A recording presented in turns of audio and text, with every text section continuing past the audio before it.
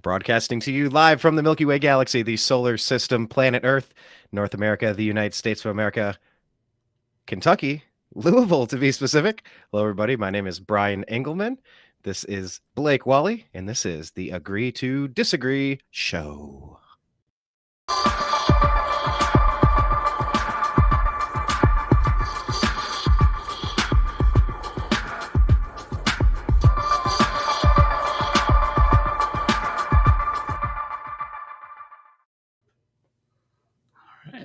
All right, everybody. Thank you for joining us today. It is February 28th, 2023. Can you believe it's 2023, Blake? What is that? How did we get to 23? Time's moving real fast these days. It seems like it just yesterday we were doing these shows, and that was like 10 years ago. Some of these. Jeez. Where have our lives gone? I know. Look at us. Look at us all these years later. But you know, it's the beauty of the internet. I saw Blake exposing some voter. Would you say exposing voter fraud at the Nevada GOP convention? It was the state convention, the delegate convention. How do you phrase that? The state delegate convention for the Republican Party? Yeah, Republican National Committee Convention of Nevada in Reno, 2012. Ron Paul versus Mitt Romney, and Nevada was one of the 5 states that won, really, with more delegates for Ron Paul to get him into to Florida, where he was cheated at the end. But they tried to cheat us in Nevada, but we caught it. So, and I have it documented. Yeah, and so I was doing a show, and then I saw. I'm looking here on YouTube or on Twitter. Tell me if we. Oh, there we go. Looks like I'm back on Twitter now. That's pretty cool. So we're streaming on Twitter. We're streaming on YouTube. There we go. And I had to adjust that in the ring light. Look, I don't understand. I don't know if it should be broadcasting there, but I have to figure this out. Why it's not going. Yeah, Facebook doesn't like me. They called me an adult sexual abuser, right? An adult sexual exploiter, because I shared a Hunter Biden meme from his crime laptop that 58 officials lied to our faces and spit in the to collude to collude in a coup of the 2020 election to oust the seated president, Donald J. Trump, right? Pretty much, yeah. 50 intelligence assets. Yeah, so they all said that the Hunter Biden laptop wasn't real. It has all the hallmarks of Russian disinformation. Literally everything that has been going on for the past 7 years, the deep state has been blaming Russia. They have been just Victoria Nuland has had such a hard on to just blow Russia up and just ignite World War III. Like, it is her life's mission. And this is the third Barack Obama term. Like, and now you're seeing what he's doing. I seriously think I had this thought earlier today, and I might have sent something out on Twitter. Make sure you're following us on Twitter at American_media_. But I had this thought. I said, you know, it sure seems like Obama speechwriters, it's one of those prank shows where like they're in the earpiece and they say, now say this, now say this. I feel like they're really pushing the envelope as far as how absurd they could write self-deprecating, anti-white, racist propaganda for Biden to spit out at a press conference. Like they just kind of keep one-upping themselves with these ridiculous narratives. So I'm pretty fascinated by it. But make sure you're following us at American_media_. I believe that's where I put that out. We're also on Telegram, the New American Media, YouTube.com/The New American Media, and Instagram, The New American Media. Facebook has deleted our page without cause, without explanation, without any opportunity to remedy any alleged issue. So screw Facebook. But yeah, you know, it really is clown world right now. And because I posted a meme of Hunter Biden holding Chinese spy balloons, they called me an adult sexual exploiter, because that guy's wearing his tighty whities and he's got a sash on, like a scarf or something. The deep state is just absolutely in love with this Biden crime family. It's vile, and it's poking the bear to mess with World War III. It's gotten pretty absurd. But yeah, 10 years back in a retrospective, Blake, like I was doing the Agree to Disagree show and I saw your video. I was scrolling through Ron Paul stuff because Ron Paul was pretty interesting about blowback and trying to elucidate, to illuminate, to really show people the dangers of playing Team America World Police. By the way, watch that movie if you haven't seen it in a while. Matt Damon. And, I saw that video of it was a guy wearing this super tight Ron Paul t-shirt and he's handing out fake slips saying, here, vote for these delegates. But like it was the Romney people and they had copied it and went to the Xerox place and got a few thousand of them were passing out the wrong. So people would have the wrong information. So if you think you're voting for Ron Paul, you're actually helping Mitt Romney. Mitt Romney, one of the most disgusting politicians out there, a controlled deep state asset. I mean, Blake, off the top of your head, name me 10 or 20 of the most vile deep state political assets of the past 20 years. I mentioned Mitt Romney. Can you name me a few more of these neocons and I'm sure there's a bunch, and I know there's a lot of them, and we'll have to get to that because we have a lot of issues to get into today. And his son Rand Paul has actually been instrumental calling out deep state and the COVID thing, which is the top story of the day. So why don't we just kind of outline? We do definitely want to talk about the Wuhan. As you can see, I'm in Wuhan, sitting up here in my throne, and we definitely want to. We're talking about the voter issues. Let's talk about Katie Hobbs. Is she run by the cartels? That has been a bombshell story. Those are two huge things. Definitely want to jump into that. There's still more things going on with the train derailment, people having health problems, Fetterman having health problems, Woody Harrelson calling out the cartels. So we'll definitely get to all of that stuff and more on this broadcast. But yes, it was, Brian and I certainly have a lot of history calling out the deep state, challenging the media, and there's a lot of swamp creatures. So it's going to be interesting now that the Republicans have taken the House back, if they can do something. And I guess the Senate is lining up because they've been with this narrative of how the Wuhan lab leaked, just kind of organic or came from a bat or a wet market. We all knew it was BS from the very beginning. Right. So yeah, let's do that. Let's jump in there. Let's go ahead and hit our first story, shall we? Yeah.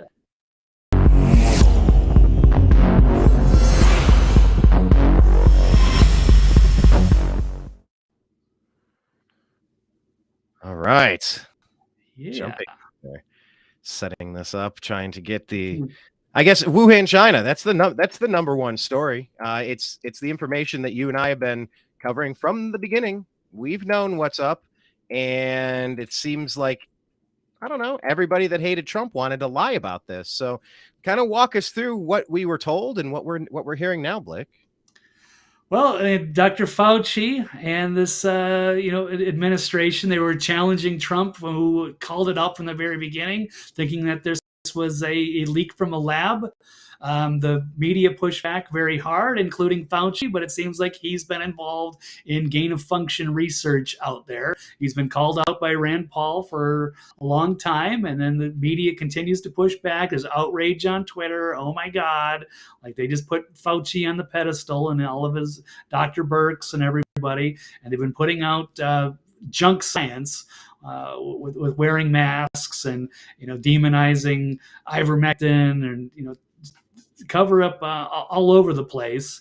And it should have been very obvious that this was probably coming from this lab in China. They didn't want us looking into it because they are personally invested into it. So Fauci, it's illegal to do this gain of function stuff. You're basically creating a bioweapon. You're messing around with these viruses and seeing what happens and trying to come up with, solutions or antidotes to potential diseases that could come, but these are very unnatural. They sort of came from a bat. It never made any sense. They've been chasing this theory for years. And finally, the Department of Energy, I guess it was, that came out and said, no, this is kind of refuted the official narrative.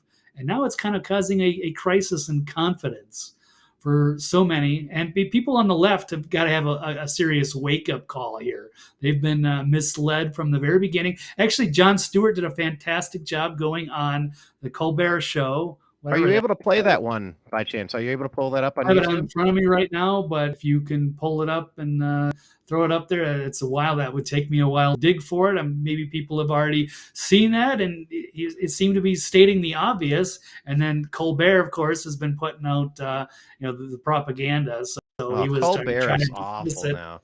He is Oh, awful. Lord. He's a corporate hack. But yeah, so Stewart tried to warn us. Obviously, people aren't going to listen to some of the Republicans on the left. But now it should be really obvious that this came from the lad, that we said it from the very beginning, even though we were censored and ignored and thought we were crazy conspiracy theorists. But looks like we were right from the get-go. You'd have been better off listening to a gonzo journalist, some Vegas bartender, than you would be from CDC or CNN or Dr. Fauci or any of those people, or Maddow. So it's very frustrating. Yet we were the ones getting censored. They all paid themselves millions of dollars, and yeah, just shoved it in our face, shut down our society, closed down restaurants, put masks on kids in schools, force people to get jabbed, experimental vaccines so they could keep their jobs and raise their families. It's pretty awful what we've had to go through, and a lot of it was unnecessary. Yeah, you can say that again. I have the clip here. Well, I have a clip. It's YouTube hasn't went ahead and split this up for me. Those are hard to find when trying to find these clips. Sometimes they're not on YouTube because that's not friendly there. So you almost got to go to Rumble, but those clips are harder to run and navigate. But isn't that interesting? Well, it might be something on there, but trying to find the 30-second clip for Jon Stewart and Colbert when he calls it out. Yeah, you know what? Here, let's go ahead and and give this a shot. I'm gonna pull this up because it's very well done, and there's very few people that were willing to go against the neuropathy, the neuroticism rather, the party line. And Jon Stewart just came out and said what needed to be said. Blake, I'm going to play this, but I'm going to need you to tell me once it starts playing if you can hear it. Because if you can hear it, I assume other people can hear it. And if you're in the chat room, hi, everybody in the chat room, please tell me if you can hear it as well. So let's go ahead and try to go to this, and I'm just going to let it play. But tell me right away if you're good to hear it. Here we go. I think. Sharing screen. Okay, why is it? Oh, I didn't ask it to start. And here we go. Talking about how little progress we've made in science in combating pandemics, because in 1918, the advice was wear a mask, wash your hands. That's right. And 100 years later, 103 years later, wear a mask, wash your hands. It was soul crushing to find that. I was really hoping that, like in 1918, they'd be like, drink a tincture of mercury and butterfly. By the way, so am I going to have to pause this a few times to avoid copyright? Like, we're going to have to comment on it? I'm just trying to find the exact right moment to play. I'm not sure. It should be like newsworthy, but you never know. Like, we have a different set I of was rules. hoping it'd be like some bizarre thing, and I'm like, we've come a long way, baby. It's the exact same. How do you feel about the science now, though? So I will say this. I honestly mean this. I think we owe a great debt of gratitude. Love this part. To science. Science has, in many ways, helped ease the suffering of this pandemic, which was more than likely caused by science.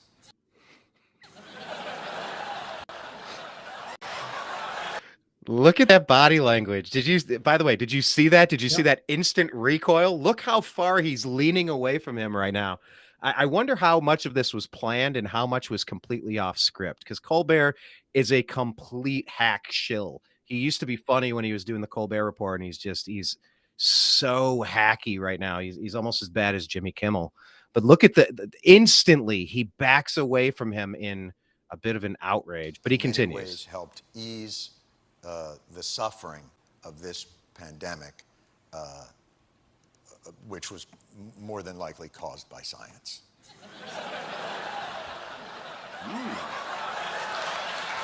So, and that's kind of. Hold on one second. Getting spicy. No. Now, listen. It's coffee. I wouldn't do that to you. I wouldn't do that to you. What do you mean by that? Do you mean like this? Yeah, trying to find the exact clip, but I think it was just a little bit more of the intro, and then here we go. A chance. Well, there's an investigation. There's evidence I'd love to hear. I just don't know. Oh my God, novel Colbert. respiratory coronavirus overtaking Wuhan, China. What do? Oh, you know who we could ask? The Wuhan novel respiratory coronavirus lab.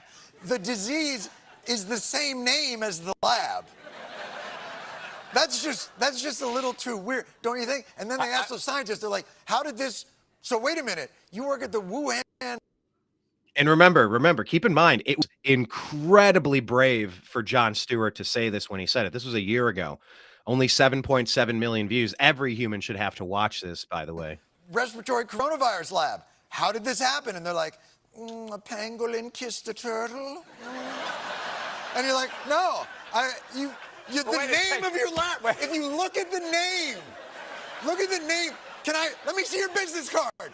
Show me Could Colbert be leaning back any further in disgust by the fact that his friend Jon Stewart is not regurgitating the deep state agenda? Oh, I work at the coronavirus lab in Wuhan. Oh, because there's a coronavirus loose in Wuhan. How did that happen? Maybe a bat flew into the cloaca of a turkey and then it sneezed into my chili, and now we all have coronavirus. Like, come on. Okay. Wait a second. What about this? Listen to this. Wait a second. All right. John. Oh, my God. There's been an outbreak of chocolatey goodness near Hershey, Pennsylvania. What do you think happened? Like, I don't know. Chocolatey Maybe goodness. a steam shovel mated with a cocoa bean. Colbert with Or his uncomfortable it's the grin. chocolate factory. Maybe that's it. That could be. That could be fantastic. I think we'll pause right there. You get the gist of it, Blake. Yep. Fantastic. It's so good. React to that a second. Like in hindsight, how important it was for him to kind of break the seal for some people to kind of be open to learning about this now, who have been lied to religiously for 3 years straight. Well, that's what made Jon Stewart great. That's what made the liberals respectable for so long, and he couldn't prop them up any further. Because, he did some incredible work when we needed some voice of reason during the Bush administration and what have you. I think he kind of backed out from the politics when the liberals went so far left and just became these woke social justice warriors left. Colbert went on, to just spread propaganda. When you make those kind of deals and up in that position of power, you're expected to be, beholden by the special interests. And I know he was probably just cringing, freaking out because he knows that, the network heads are going to be, reaming his ass for, having that information put out there. And so it's going to piss off the sponsors. Pfizer pays off everybody, the big pharma cartel. So, it wasn't a good look. But somebody needed to say it. And if the liberals aren't going to listen to the conservatives or Trump or anybody on that side, and they're not going to get any info, you almost needed Jon Stewart just to come in, not even on his own show, and to break that. And we all kind of knew, but then they just kind of swept it under the rug slowly, let it go, and then just went back to their old BS story. But, they can't hide anymore. And now finally the Department of Energy the other day saying no. And it's so obvious. And that's the way it was so great to see him. Duh, like we all know. But it's sad to see how people don't question things. Yeah. There's been an outbreak of chocolatey goodness. Yeah. I don't know how they could have spelled it out for people, but the people that lack critical thinking and they just want to go along with whatever the current thing is. Now, were these people that were duped, and I'm trying to understand. For the life of me, I do have a hard time empathizing, and they say to understand another man, walk a mile in his shoes or something. But I can't understand how you could objectively look at information and always get the wrong answer. Is it just a hatred of Donald Trump, the Trump derangement syndrome, where people want him to be out of office so bad that anybody will agree with anybody attacking Orange Man, even if they know the information is false? Is that all we're looking at here? Trump derangement syndrome on full display? They're brainwashed by this stuff. So, it's part of the human nature, I guess, just to be sheep-like and cult followers, and to, trust your certain representatives or certain reporters, and you go with that, or you let the courage to speak out and to do something different. So right now we have what? The Department of Energy has went ahead and what is this? I got something popped up here. Meet with Sean. Right. So I've been using this Restream service and having some issues with the billing and everything. So I do want to chat with them. So they've been busy today. So I definitely want to. Do you want to go offline and I'll just carry this and you'll come back, or do you want to get to them? It's for tomorrow. They're setting up a meeting for March 1st. If you can take a look at it, that's tomorrow. So do you want me to click one, or you got it? You're going to set up a time?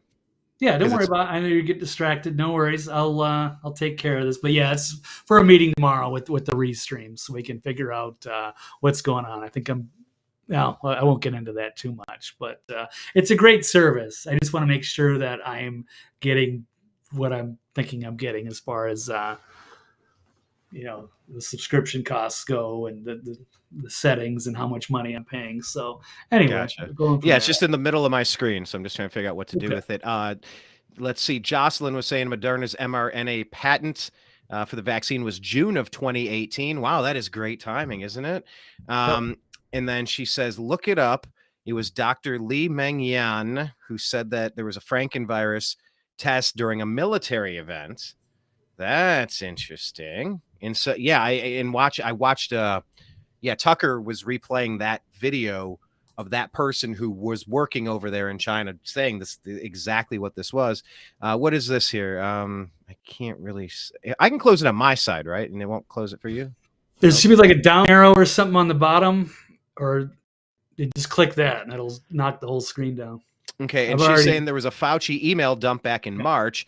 Dr. Lee confirmed that the virus was leaked during a military event. Soldiers around the world were infected, and the thing that I was saying too is that let's not forget that there was a Hong Kong uprising in 2019, 2020. I believe it was something along the lines of, and please, let's bring in an expert to do the full deep dive into Hong Kong and China, but China operating semi-autonomously, but then around 2019, it was there was a strong push from China to start sending dissidents out of their judicial system into the Chinese gulag, internment camp, slave labor camp judicial system, and the people said, hell no, we're not doing that. And this was getting really big in 2019 into 2020, and guess what was unleashed right around that time, and guess what really quieted down right afterward. So I mean, you look at Hong Kong and Wuhan are not that far apart, by the way. I've always been curious about that connection and correlation. Any thoughts on that one, Blake? I'm sure it definitely played a part. That was a terrible story. Those are some of the bravest people to speak out against the oppressing this horrible Chinese Communist Party. And they're not like, Second Amendment people like we are here in America, where we can have a First Amendment, we can talk, and, so what they're doing is they're under, with the power of the government, cracking down on them, the dissidents. We're trying to get freedom. They're trying to, get our attention, waving the American flags. They want to be like us. They don't want to have to live under those conditions, and no one can blame them. But the Wuhan lab is quite a bit farther up north, so I don't think it had anything to do with it. But it was a good way to get rid of them. And who knows what they're in some kind of prison camp being tortured or something. I wish we could have just won the election and put on a rescue mission. Who's to say we didn't? No, I don't know. What do you mean? You think we saved the Hong Kong protesters? You think the good guys, I mean, the white hats, that this wasn't a blowout election for the good guys. Trump did not win. 20. I know. I mean, since Trump didn't win, so now we're under Says, China. I mean, really? Who's I in just, trouble right as now? more and more of these are coming true, everything I've been screaming out into the void, I've just been yelling at a brick wall, banging my head up against it for 3 years, going, okay, well, 2 years at least. Well, no, 3 years since COVID, and then 2 years since this thing that happened in 2020. There's a laundry list of all the shit that I've been saying that's correct. I'm not going to change my instinct on what really happened in the 2020 election. I can't. I will not, because I've been proven right about damn near everything that's important this whole time. So when you said, wouldn't have been interesting had we won the election, like, okay, well, what if we did? What if we did and it was paused and then everything flipped? I got you. I totally know what you mean, but that's not what happened, unfortunately. So what didn't happen was Trump did not keep power. The Republicans did have to cede power, and in a very real way, there's a lot of people in America who are begging the international community for help, saying that we've been the victim of a coup. Our government has been overthrown by usurpers, and now they're trying to get involved in foreign conflicts and money launder through Ukraine, and we're begging for help. We're innocent victims trapped here by lying sociopaths. Please help. International community. Any blue hats want to? No, blue hats are not welcome on this soil, but you get the point. So I guess, right now we have the FBI. I believe it was the FBI and the Department of Energy are the two organizations that in government have publicly said that, or this is a released internal memo. It wasn't quite public, but whatever. Now it's public. There are a couple of organizations that are still lying about it, right? And so that's what the press secretary is hiding behind, and they're kind of saying, well, the communities, we're not sure. There's differing report. They're really high. They're extending this lie as long as they can, right? You've kind of heard that back and forth from them. Oh yeah, well, I mean, they don't want to take responsibility for anything, just like the Nord Stream pipelines. We all know it was done by the U.S., the whole world, and yet they're still going to be like, we still need to find out more information. No, they're guilty, and they don't want to face the consequences. So exactly. It's fun to watch it unravel, though, because it's painfully obvious who the criminals are. It's painfully obvious who the liars are, the violators of our Constitution, of our Bill of Rights, our rights. There's a laundry list now of people who are way too deep. They've been bribed, they've been blackmailed, they've been threatened. And they're all playing for the demon team. Like, they're all in the group of liars and warmongers, sociopaths. And, the group, including Fauci, if China released this intentionally, which is very possible, if not probable, that's one thing. If it was accidental, that's another thing. But either way, I think it shows that there's a reason that gain of function was banned. And Fauci working his way around it to no. Here, let me pretend I'm a Clinton for a second. No. See, nobody's going to donate to me. You're going to donate to the Clinton Foundation. And then you're going to go ahead and buy a piece of art. I'm mixing my metaphors because I'm thinking about Hunter Biden's art, but you get the point. It all just goes from one hand and then it goes to the other. And then it comes right back to you and you go, oh, look at that. It's like an Ozark. It's how the money is laundered. Fauci getting around the law by funding the Wuhan lab, and then this getting out, it just proves that this type of shit shouldn't be going on because they can't be trusted. It goes even deeper, though, because how are we supposed to unravel this ball of yarn to figure out if these pharmaceutical companies did this intentionally so that they could push their product to get it mandated so that everybody would have to take this thing and they could have record profits at the behest of government purchasing this stuff in bulk. And then they go ahead and buy all the advertising space on the bullshit media companies so that ABC, ESPN, Disney, you'll have Jimmy Kimmel, you'll have Stephen Colbert, you'll have their trash news companies, the awful wokesters on the ESPN broadcasts, all the crap, the CRT being pushed in Disney. It's a full court press then to push that everybody needs to take their product. I mean, how are we supposed to unravel that component of this, Blake? It should be easy to figure all this stuff out. I mean, a lot of it's already been out there. They had Event 201. We've got all this information out there. So they've been planning for pandemics with Bill Gates, and we know it's the CDC. All of them made by Fauci and was it doctors at who I forget what are the other prominent doctors that's been involved in a lot of this cover up. So they've been on the gain of function. We know so much of this stuff and their connections to Wuhan and other things. So they've just been preventing us from, taking a closer look. Rand Paul's been trying. He keeps getting blocked or they demonize him, but it doesn't look like it's going to continue forever. They've held it back long enough. And now we've got you got Rand Paul calling for, I guess, declassification of the COVID lab leak documents because they don't want the public to know about that. And you've got several senators. You got Josh Hawley, Tom Cotton, Mike Brown, Andrew Clyde, talking about, big tech censoring, legacy media denying things, government officials hiding the truth. And it's just been a massive cover up on so many different levels, and they've kept the American people in the dark because a lot of these people are like somebody like Fauci. Once it's all said and done, this is like, something like Nuremberg. Like you're going to have to go on trial. It's the biggest crime. It's the biggest crime in human history, human recorded history.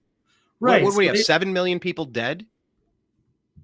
I don't know exactly how many, but yeah, between the people that have died from this leak and the COVID, and then people that have maybe had adverse reactions to taking all the medicine damage. Anybody who's been harmed by the mRNA shot, those are all casualties. All the kids that were forced to wear these stupid face diapers. Another report came out last week. I don't know if you had that one pulled up for in your Blake's takes, your show notes, but nope. Just once again confirming that the masks did nothing to reduce transmission. It did nothing to prevent you from catching it. All the same shit we've been saying as loud as we can to anybody who would listen, confirming that again as well. All the harm done to these kids. Like, you remember how it felt having to put that stupid thing on your face, especially knowing that it wasn't doing a damn thing. And it's like, you may not leave your prison, your home. You may not work unless you wear this face diaper. And it was like, that scene where Kunta Kinte, they're whipping him and they want, your name is Toby. Kunta, Toby, your name is Toby. And it's just, I will beat you to death unless you submit. Unless you say, yes, sir, no, sir. Yes, I will wear my dumb face mask that doesn't do anything to prevent anything. Yes, sir. Beaten. We were so brutalized by that. It's so psychological what was done. Yeah. No, it was terrible. It was crimes against humanity. It was all for show. It was like they were just trying to break us down. And that was the big move. We were waiting for a globalist move, New World Order, to take control. And that was it. And said for a long time, and they even threatened us, last winter, like it's going to be a winter of darkness and death for people that refuse to take, all the anti-vaxxers that refuse to take the medicine, and so they got us.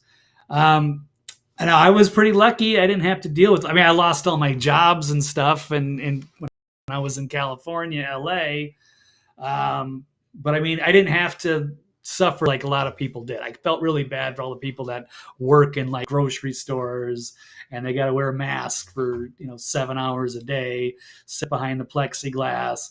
I saw a lot of weird things, even going through Vegas and looking at dealers and hiding behind plexiglass with their stupid masks on. Like, something is just not right. Now, the only I would have to wear one as a courtesy to go grocery shopping. The worst I had it was just sitting on a plane for a few hours with some, stewardess Nazi whose whole job is just to make sure that you're wearing your mask. but I never had to wear it for more than a few hours, thankfully. But that's restricts your breathing. You get bacteria on there, and you just having it just attached to your face like that. I don't know if people washed them that much. It just never made any sense. A cloth mask can't stop viruses, but then they would act like this was totally normal, and now I was a conspiracy theorist. So it was just a total absurdity for years, and finally, maybe we're making some headway here, but there has to be some consequences for all. Oh my God, there have to be enormous consequences. Yeah. One thing I saw interesting last night, I happened to stumble onto the Young Turks video, and they were actually finally kind of admitting, like, oh, duh, I guess it was a lab leak. And then Anna Kasparian was like freaking out, like, I don't know who to trust now. All the reporters that were saying this was real and this and that. It's like, well, hey, trust us. You know, I'm our track record. We're batting 1,000. I mean, we're batting 950, 920 or something. We're way over the the mainstream media. The mainstream media is below the Mendoza line. Like Right. they are barely keeping their head above in the majors, like barely being sent back to AAA. They accidentally have to cover actual news occasionally. Yeah, otherwise they just do what they stick to the talking points. They know not to piss off the sponsors, and that's it. And they love the power and the money they get with the job. Well, let's do this. Let's go ahead and pivot over to, a story that's really connected to this. I'll play you a clip again.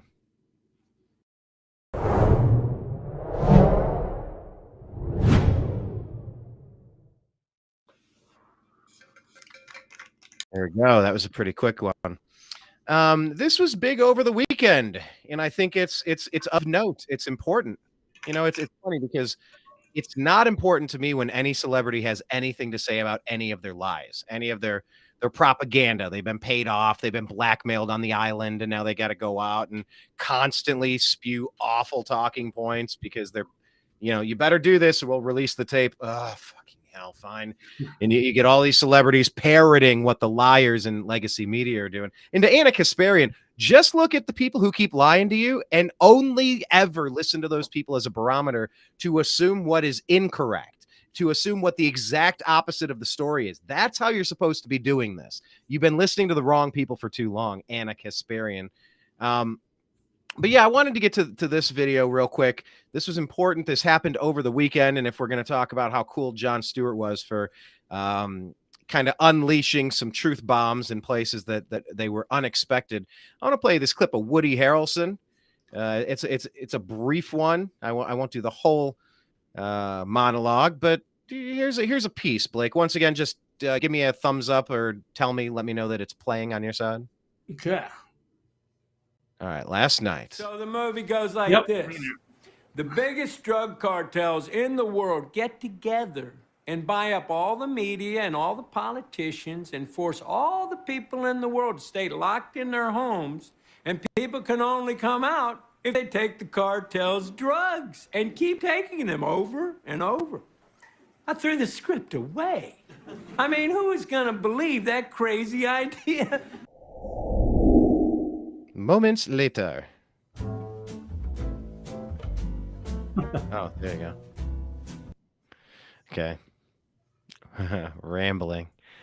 I love it. I love it, Blake. Thoughts on what Woody had to say about that script? Yeah, there was a few of those because I think they might go into them. I'm going to do a quick screen share here. Yes, please do. Yeah, here it is right here. So yeah, you got the Woody Harrelson, biggest drug cartels. People were freaking out about that, and then here was the and it was like right automatically Rolling Stone, Daily Beast, Variety, HuffPost, and I'm sure some of the other usual Vanity Fair, I'm sure, where you could check out Ford Fisher's interview. I'm like, oh God, Vanity Fair. They're just as bad as Daily Beast or Rolling Stone. Yep, or Daily Kos or whatever. There's a Raw story. Daily but once again, I just want to remind you, as a general rule of thumb, here's like this has been an epiphany of mine recently. When I hear people saying insurrection or typing insurrection, unless it's satire or comedy, like the Babylon Bee, obviously they're allowed to use the term insurrection, or conspiracy theory or conspiracy theorist. These are instant code words. Like when you hear diversity, equity, inclusion, there's code words that you can hear now, and you can instantly disregard everything else that person has to say moving forward and everything they said prior, because these are not intellectually honest people. Now, I don't mean every time, but if you started from that point, that perspective, just as a general thermometer of trying to understand your surroundings and your environment, you may save yourself quite a bit of hassle and headache just by identifying these NPCs, these non-playable characters, regurgitating these lies. These are just lies. You don't get all the gun owners together, hundreds of thousands of people, the equivalent of like if every NFL stadium dumped out into Washington, D.C. at the same time, and they're all Trump supporting gun owners. And the only shot fired that day was when a cop of a different race shot and killed a veteran mother in the neck. The only shot fired. You're not allowed to use the term insurrection. It's ridiculous. You're not allowed to say conspiracy theorist, because the laundry list, and go on Twitter at American_media_. That's one of the only social media sites I actually give a shit about now, because the permission to speak freely. Thank you, Elon. I will speak freely here again. Fuck you, Facebook, and fuck you, YouTube. Pardon my language, but I digress. There's a laundry list, and I tweeted out earlier this morning, maybe last night. And it's just like maybe 10 different things that the conspiracy theorists were mocked for on Fox, because Fox is a lost cause. Tucker's good. Gutfeld's good. Fox is completely gone. Let them go. Like, stop thinking they're your friends, because they're not. But they've been pushing so many lies, MSNBC and CNN and Fox, all these crap legacy media lying outlets, these legacy media trolls have been calling you names, the CS word. Conspiracy theorist. Oh, this is a wild conspiracy. You're spewing conspiracies. You're rambling conspiracies. Guess what, motherfucker? We're right. Look, I will take our batting record, our batting average. I'll take our record and put it up against any of you propagandists all day, any day. Name your time and place. So anyway, just the point is, when you see people using these phrases, diversity, equity, inclusion, it is a sledgehammer for power, control, and submission and dollars. It's just buzzwords. It's code words. When they say you're a conspiracy theorist, when they say insurrection, these are people who are just delivering to you propaganda for power and control. So be aware of that. Be very aware of that. It's never been more obvious to me, Blake. I don't know. Have you noticed that trend as well, that the people that say any of those things are usually all the worst people pushing for all the worst solutions to the problems of the day?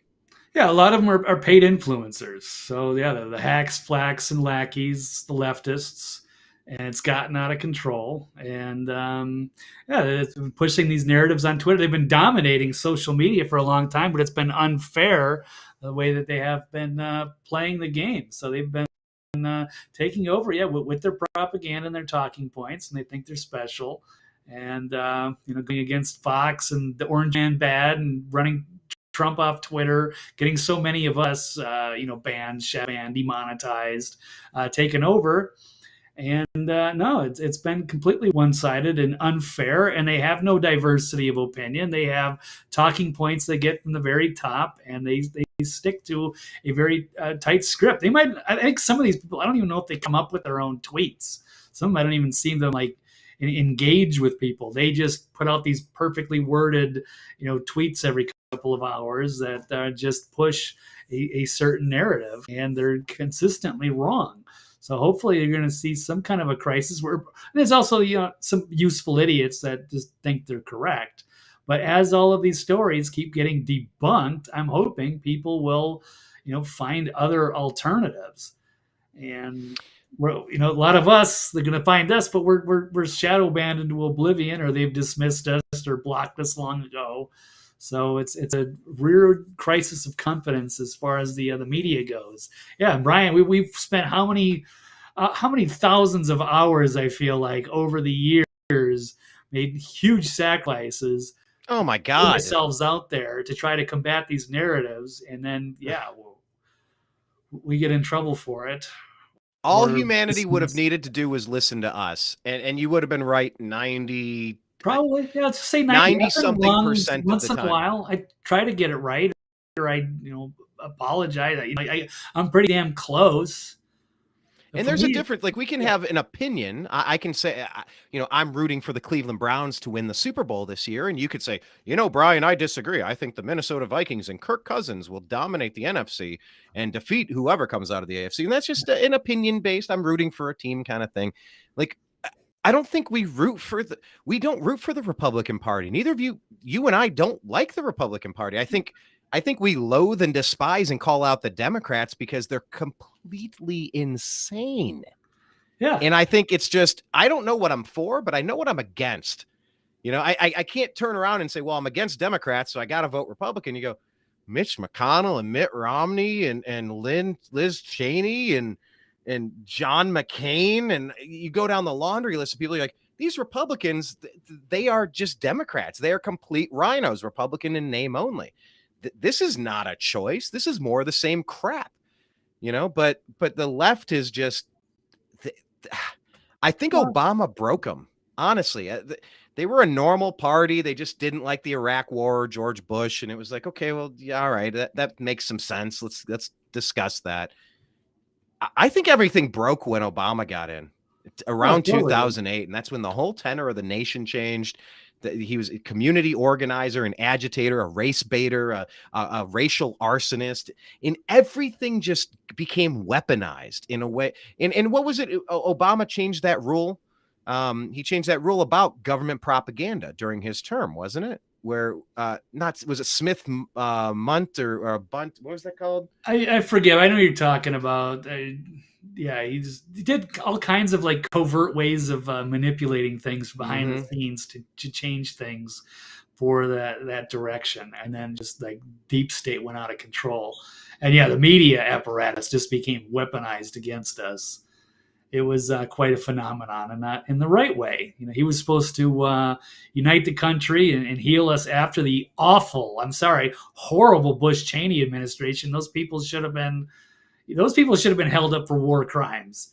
They didn't. And we thought, Obama might retaliate. No, he didn't. He just took things in a different direction. But yeah, he moved everybody way extreme left so carefully that they didn't even realize that how far left they've gone. So I don't think I've changed a whole heck of a lot. I was, definitely a Democrat early part of those 2000s. But I can't relate to them anymore. So now I'm way more like people like, Ben Shapiro or Steven Crowder or something are normally my ideological enemies. I hated their guts in 2006 or 2008. But now it's like, okay, well, I guess we're kind of, we all have to unite against a worse foe, which is the radical leftists who are totally. And I had to probably come out of my not rose-colored glasses, but I had to grow up a little bit because I used to think, well, the Democrats are just off their rocker, so I guess I'll vote Republican. And I quickly figured out, like, well, this party's terrible. I need to vote Libertarian. Well, crap, they can't win. And that's the conundrum. It's like, I don't like Republicans, but like Libertarians aren't polling past 5%. We came so close in 2012. We were right there. So we took over the Republican Party in Nevada. We showed the numbers. We had the delegates. They came in, and the Republicans cheated everything in Florida. But it was that close. I don't know if Ron Paul could have beaten Obama. I'm sure they've done something dirty to steal it then. But it's been a lost cause ever since. And they put up Gary Johnson, and they put up Bill Weld. They got no chance either. And they're just. I did. I interviewed Gary Johnson on the show. You can go back. I interviewed him his first run, but not his second. First run, he was great. Second run, it was like, what happened to this dude? Definitely whatever, it something wasn't a big deal. changed. Let me get to this comment real quick because it's Yeah. on point, and then I'll pivot into the next story. Yeah. This is Space Ace on the topic we were saying, kind of circling back, pulling a Jen Psaki. We're going to circle back to the wearing the face masks and all the lies that they were telling you. You will change your name. Your name is Toby. And if it ain't, you can't enter society again. He says he lost his job. Then he was refused government assistance. He lives in Canada, the unemployment insurance. It's a fund that he's put into his whole life. He got fired for not wearing a mask and then denied his own money to help him. You know, I am begging for the citizens of Canada to wake the hell up and get rid of Trudeau. I don't know what you have to do to seize your elections, to secure your borders. I'm sure they did. Lord, that whole country to the north is falling to pieces. And but when dude, you have a they weak did. neighbor, That trucker rally was fantastic, and then they finally chased them out. It was so proud of Canada. I know they did come together for that time period, like in the dead of winter, and they defied Trudeau, and he had to run with his tail between his legs. That was beautiful. They hate him. Trudeau can't even go out in public without people coming after him. So no, I think they're in the same. How could he? Why should he? And same with Pelosi. Pelosi was doing a Vanity Fair Economic Forum piece, right? Yeah, Pelosi was out doing a Vanity Fair fluff piece, and she was confronted by somebody with a camera and said, "Hey, you have thousands of people sleeping on the streets of your filthy city, and you're money laundering. You're going over giving billions of dollars to Ukraine that we don't give a crap about, that doesn't help our country. Why don't you take care of your own city? Why don't you take care of this country before you spend our money? That we didn't approve that." Like he threw a few really good questions at her before he was escorted out of the restaurant. But like, that's what Vanity Fair should be asking. And I told Ford Fisher, our guest from the other day on the program, he was also interviewed by Vanity Fair, and they selectively picked one of the quotes, not the best one based on what he told me. He told them, but that's why you always record your own interviews with other people in case it ever comes up and you got to prove that you said or didn't say what they said you did or didn't say. I digress. But what I was thinking and what I told Ford was, wouldn't it be cool though if part of the interview is stopped by somebody yelling at you and recording in a public space? So I decided to ask those 4 questions to Miss Pelosi and get her to respond on the record, because that's what journalism is. If it's not, it's just a fluff piece. It's just a fashion magazine. And if you're going to be talking to someone like Nancy Pelosi, it's not to find out what her pearls are and who's making her little pantsuit jacket from the Hillary Clinton collection. It's to get some answers, to get some geopolitical feedback. I haven't read the interview. I don't even know if it's released or not yet, but like, that's what journalism's supposed to do. But back to this point here. They were all bought up. So it's not a fourth estate that's holding them accountable. They're bought up. So say the reporter decided to go rogue and ask Nancy some tough questions, that reporter would be gone and they'd be in the industry ever again.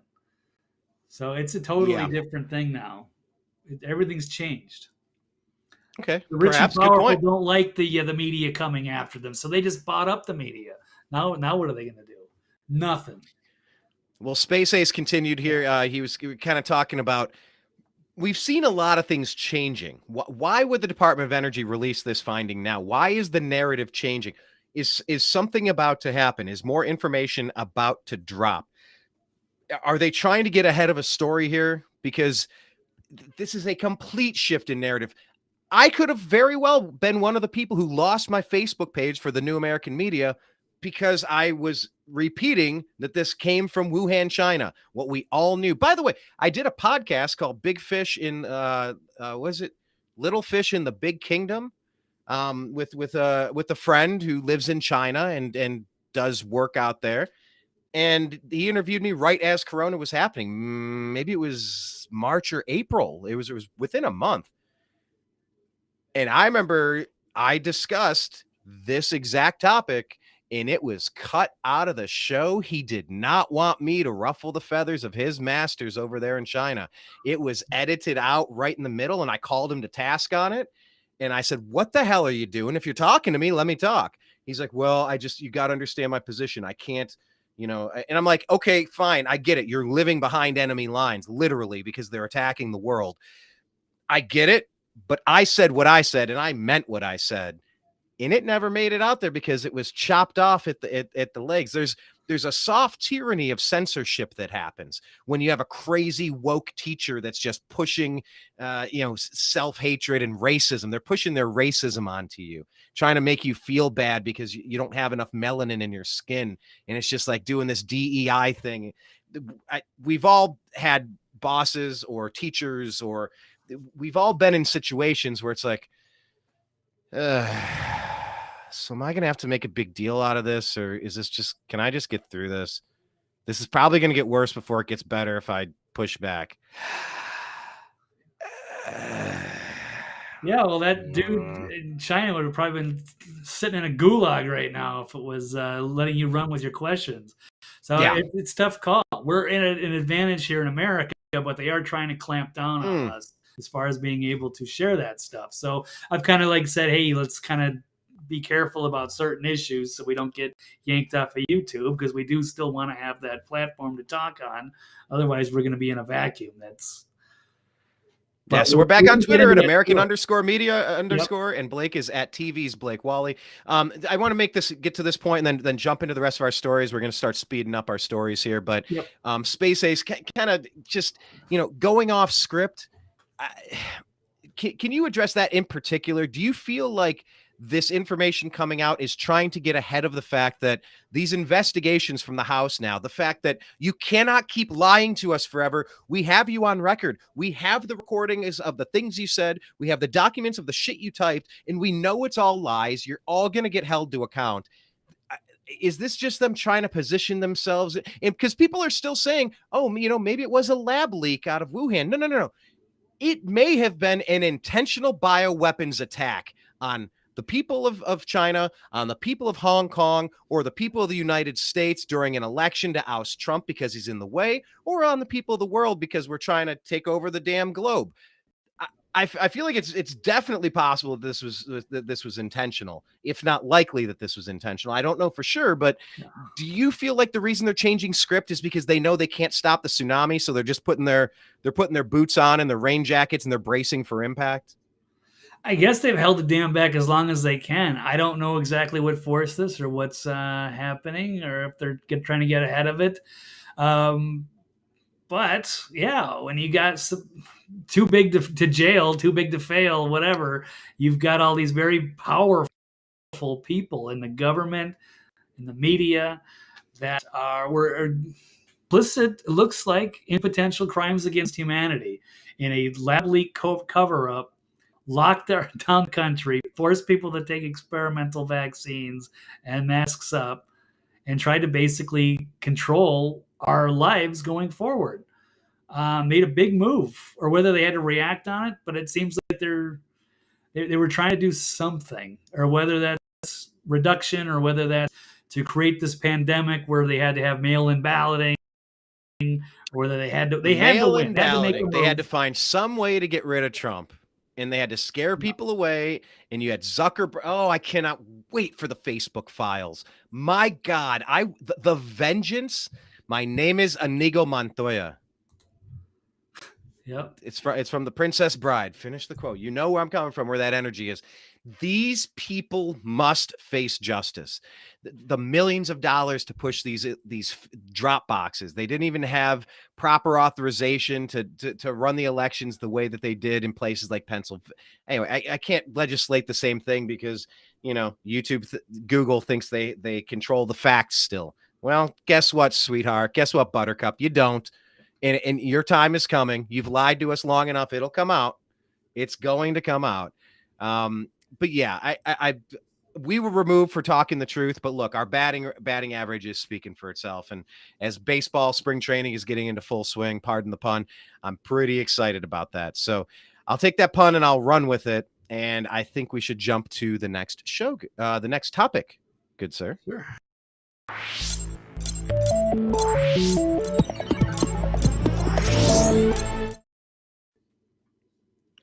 All right, Blake, do you agree or disagree that the state of Arizona is secretly controlled by the cartel?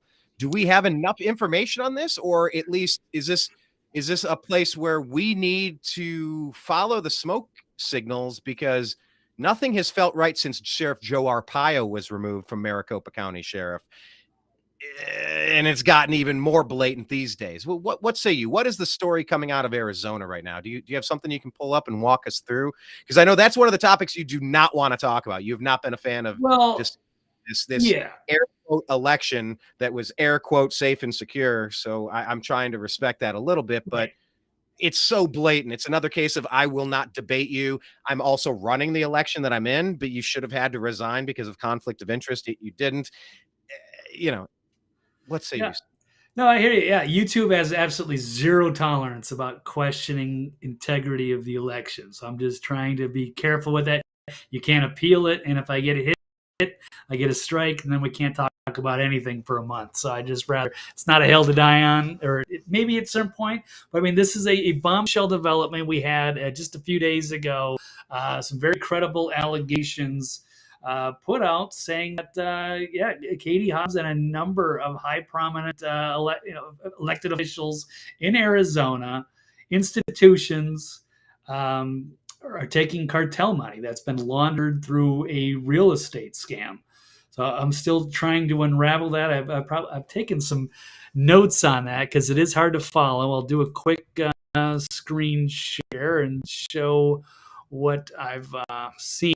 So this is a lady. This is actually from Ben Swan's new outfit, Sovereign, saying election bombshell, top Arizona officials implicated in fraud and racketeering investigation. It's for Jacqueline Breger, I believe is her name, who made an appearance speaking in front of this council.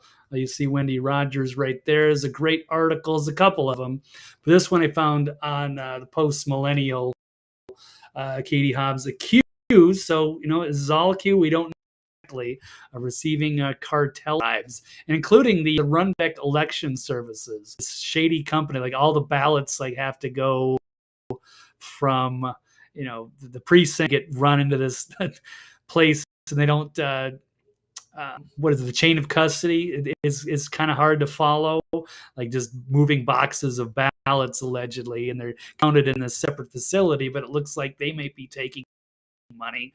And this is a giant, maybe one of the biggest scandal in American history, along with this Wuhan lab leak and the gain of function thing. I don't know which story is bigger. If this one turns out to be true, and it looks like it's credible enough, and it's going to do with the California-based law firm that has come out with this stuff. I took some notes. I can maybe, Brian, why don't you just stop me whenever? I just kind of cruise through some of the notes I took last night. No, just look, I'm here for it because I think one of the greatest things I can do is riff off the top, and I think some of the greatest things you can do is lay out the research and kind of go through the 5 W's, the who, what, where, when, why of it all. So no, I'm here to listen as much as I am to ramble. I want to listen more than I talk.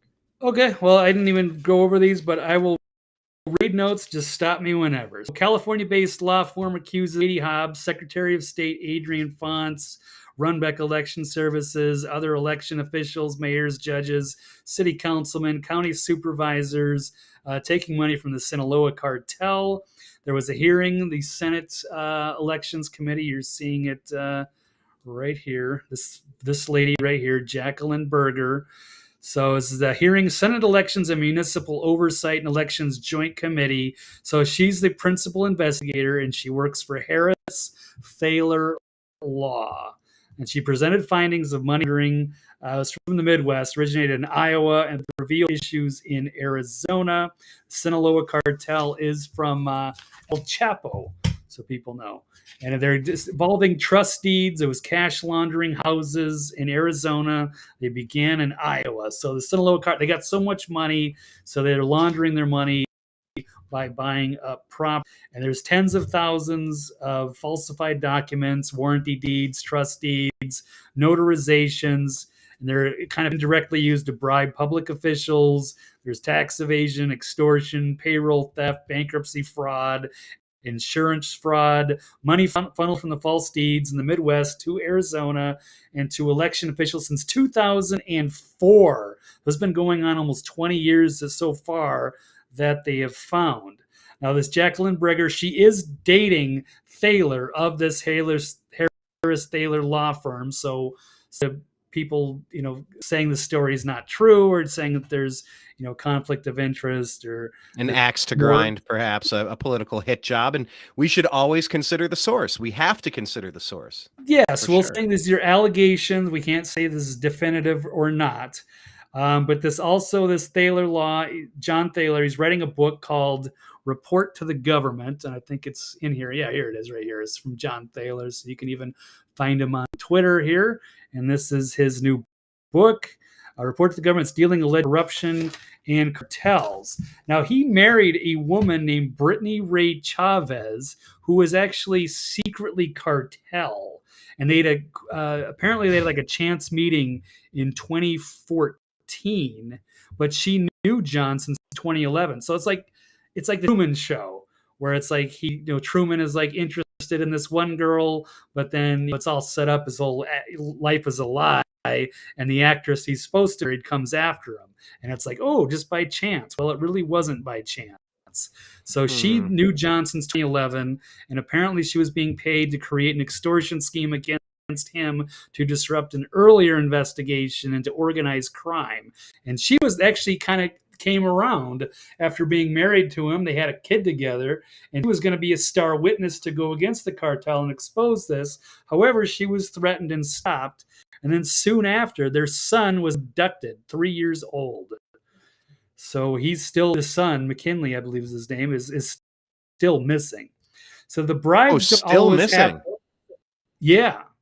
So it's kind of like he's on a crusade to expose the people that have abducted his son and are involved in racketeering and corruption. I mean, tell me, Blake, why would Obama? I did what Karine Jean-Pierre does or did. I'm referring to Biden as Obama because at this point we know it's Obama just pulling the meat puppet strings of this corpse named Biden. The first thing he does in office is he just starts dismantling the border security to let all of this flow freely through the southern border, to come up through Texas, through Arizona, through California. Where's the benefit to Americans here?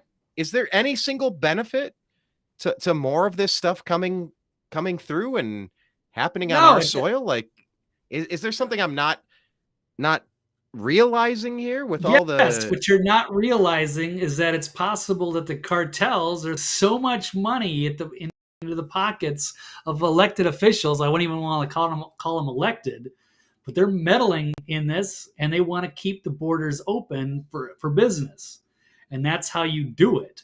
And that would explain everything if this is true. And their bribes, they don't always go to, like, say, a sitting senator, public official.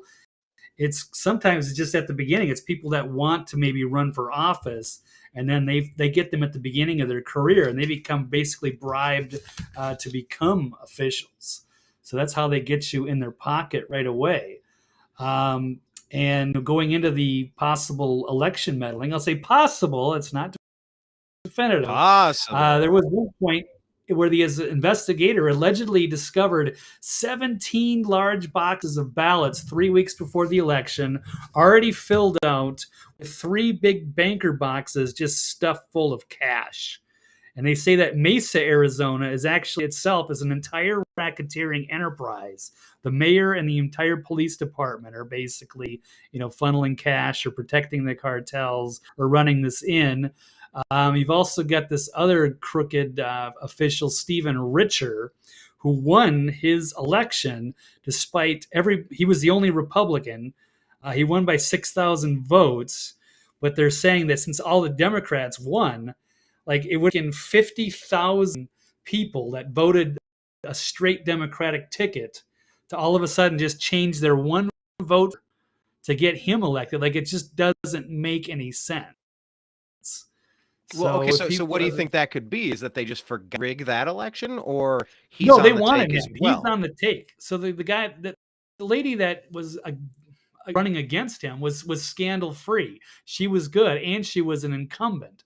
I don't know if she got some other kind of promotion or something. But I was saying here, Richard won by approximately 6,000 votes. That means 50,000 individuals who voted straight Democratic tickets, but except for the one Republican candidate for the county recorder against an incumbent who never suffered a scandal. This is a planned loss. Hobbs would receive a Democratic nomination, and then they had this Adrian Fonts ran for state to replace Hobbs. So they're just pushing people around. Just to be fair, there's a couple. This guy right here is Count. I forget Sesame Street, but he's like a reporter for one of the major Arizona newspapers, saying the evidence for bribery, accusation of warranting trustees with no context. People last name Hobbs, but there are different first names: Catherine, Kathleen, Catherine, necessarily Katie. I have to dig into this, saying that their contrary opinion, it's not 100%. The person saying Katie Hobbs would be taking cartel bribes, money laundering, taking kicks. I say prove it or shut up. Of course, everybody's innocent until proven guilty. But this is a massive, massive bombshell story that can just rock the foundation. Imagine just the cartels are just so infiltrated into the whole state of Arizona, including the universities, all of these public officials all over the state to go with their and including meddling with the election potentially. So it's all run by the Sinaloa cartel and all that money that's going in. And that is why we were trying to figure out how can they keep the border open like that? Why would people want to keep that continuing? Oh, they're trying to vote, but they changed the ballot sizes. They changed it so you can't, to all the Republicans in Maricopa County. Giant lines, can't get anything going. It goes into a third box. It gets run over to this Runbeck election services thing in a truck. There's no chain of custody. And so there's no reason. And it dragged up for like weeks before they could make an announcement.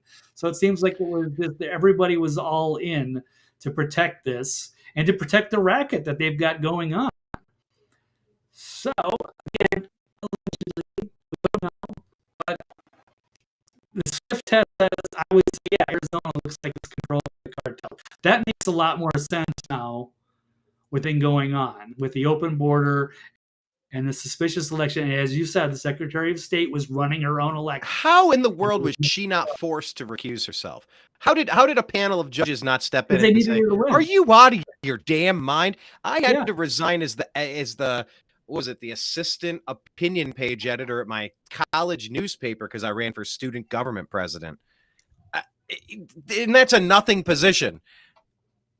How was she not forced to recuse herself from running that election? That doesn't make any sense. Exactly. Until you look at this, and now it comes, that seems like a good theory. That would explain everything. So where are we going to flee to, Blake? Are we going to the Mars with Elon? We're not. It's Arizona. We're going to the stars. I don't know if there's no safe spaces in here, Brian. All right, good. So I guess we just got to dig in and push back. This is nuts, man. Now, if we had a real FBI that we could trust, they should be going into Arizona right now and be making, I don't want to say arrests, but they should be investigating and interrogating people about what's going on to protect our country.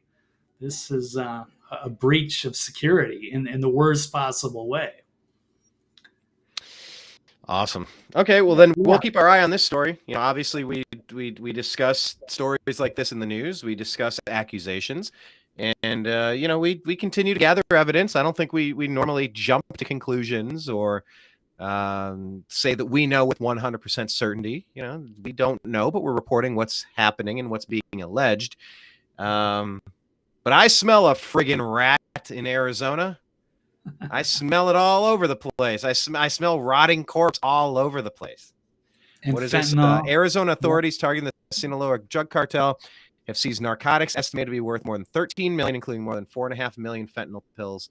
Okay, fentanyl, all it does is kill us. Like this is war. Like they are trying to kill our population. China's Wuhan virus is trying to kill the population. What's happening with the vaccines and the side effects is the reproduction, like long term. We have no idea what's going to happen long term. We know a lot of people are having issues right now. We know the fentanyl is coming across our southern border trying to kill us. I just saw a video. My friend sent me a video today. I'm not going to share it, but right in the streets of St. Louis, the homeless guy fiddling with a gun, and he can't get it to load. And there's another guy down the street, and it's being filmed off to the side, and he just pulls out a gun and shoots him in the head, kills him right in the street.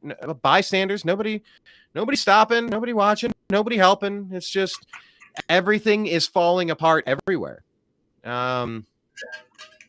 So America last. That's a new policy.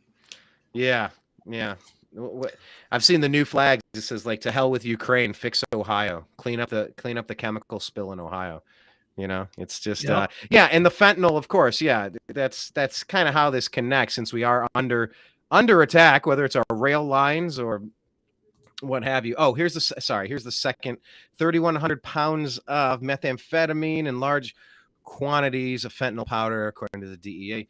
Yeah, meth destroyed our Los Angeles neighborhood. Just zombies, just these junkies. It is the worst thing you can have floating around the cities, floating around anywhere, really. But yeah, the fentanyl manufactured in China, sold to the cartels in Mexico.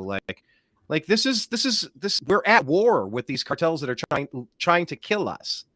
I'm just trying to live a life. I'm not. What do I care? You know, you want to get high, get high. I don't have any problem with someone getting high as long as them being high doesn't hit me with a car, as long as it doesn't infringe upon life. Just do your thing.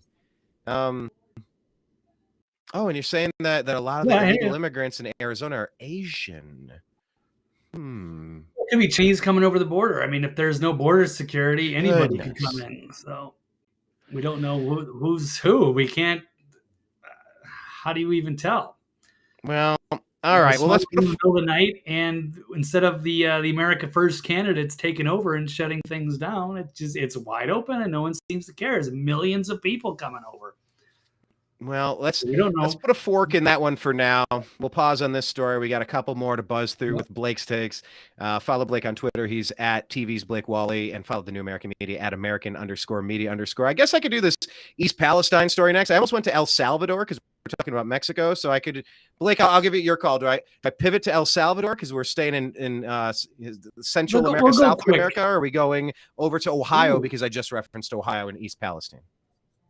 You know what? Yeah, let's hit the El Salvador one real quick. So they've got some interesting theories. Perfect. Here we go. I kind of like what the.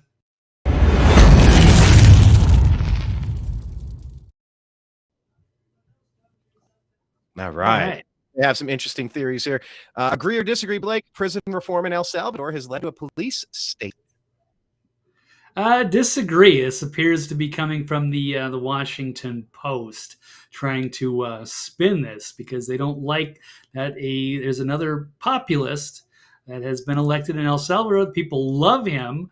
He has cracked down because they are full of some of the worst criminal gangs on the planet in MS-13. So, Brian, I don't know if you've seen some of these the video that he's put out showing the prisoners. Oh, really? You haven't seen it?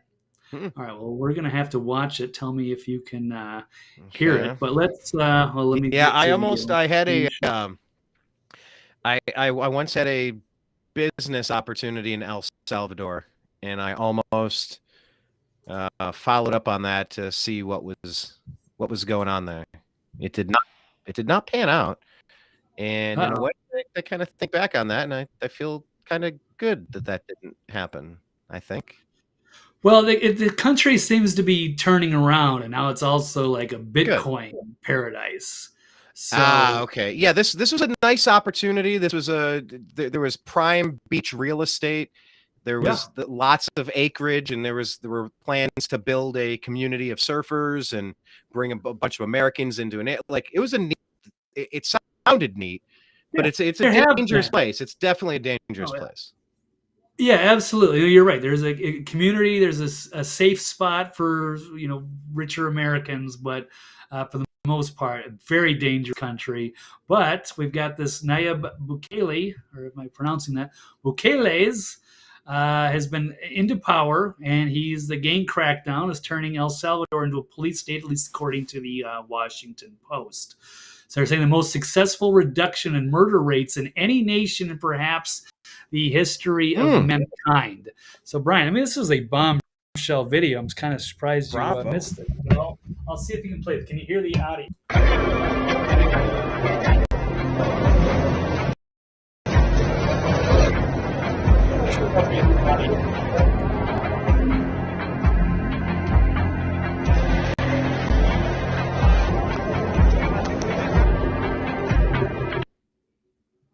Uh-oh, my internet.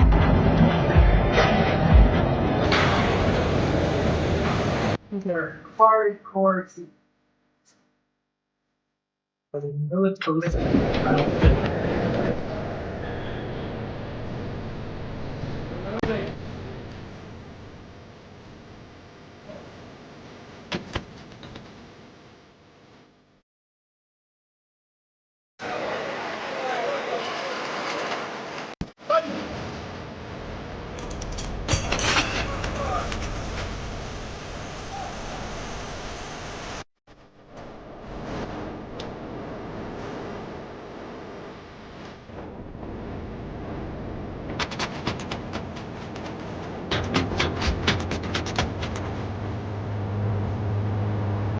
I like the music.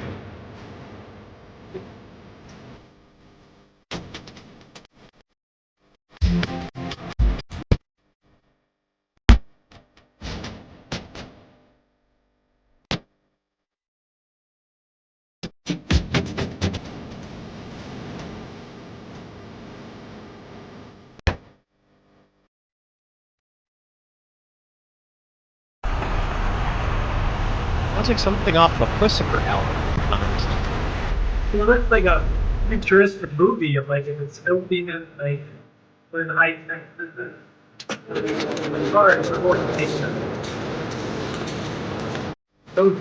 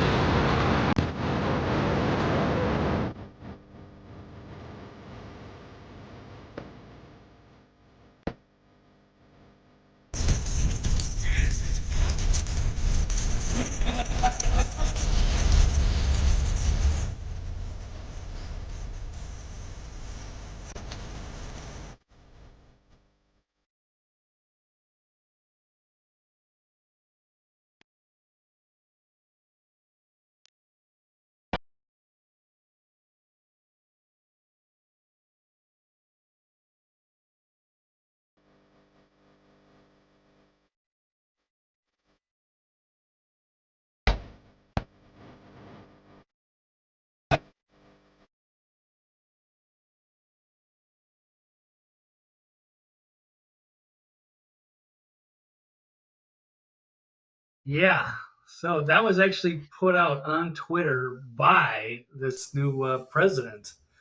So this was basically to show people that he's seizing control from all of the criminals, and he's getting this under control. Essentially, is what that video was, right? Oh, absolutely. So it's been like a historic reduction in crime. Not only that, the people love it because now they can go out on the streets. They can enjoy their lives now. We should all love that. Who's against that? Well, yeah, they don't want to see that in America. They don't want that kind of thing happening in other countries. But yeah, this is what happens when you have a populace take over in a country and actually do something. They don't want to see that in America.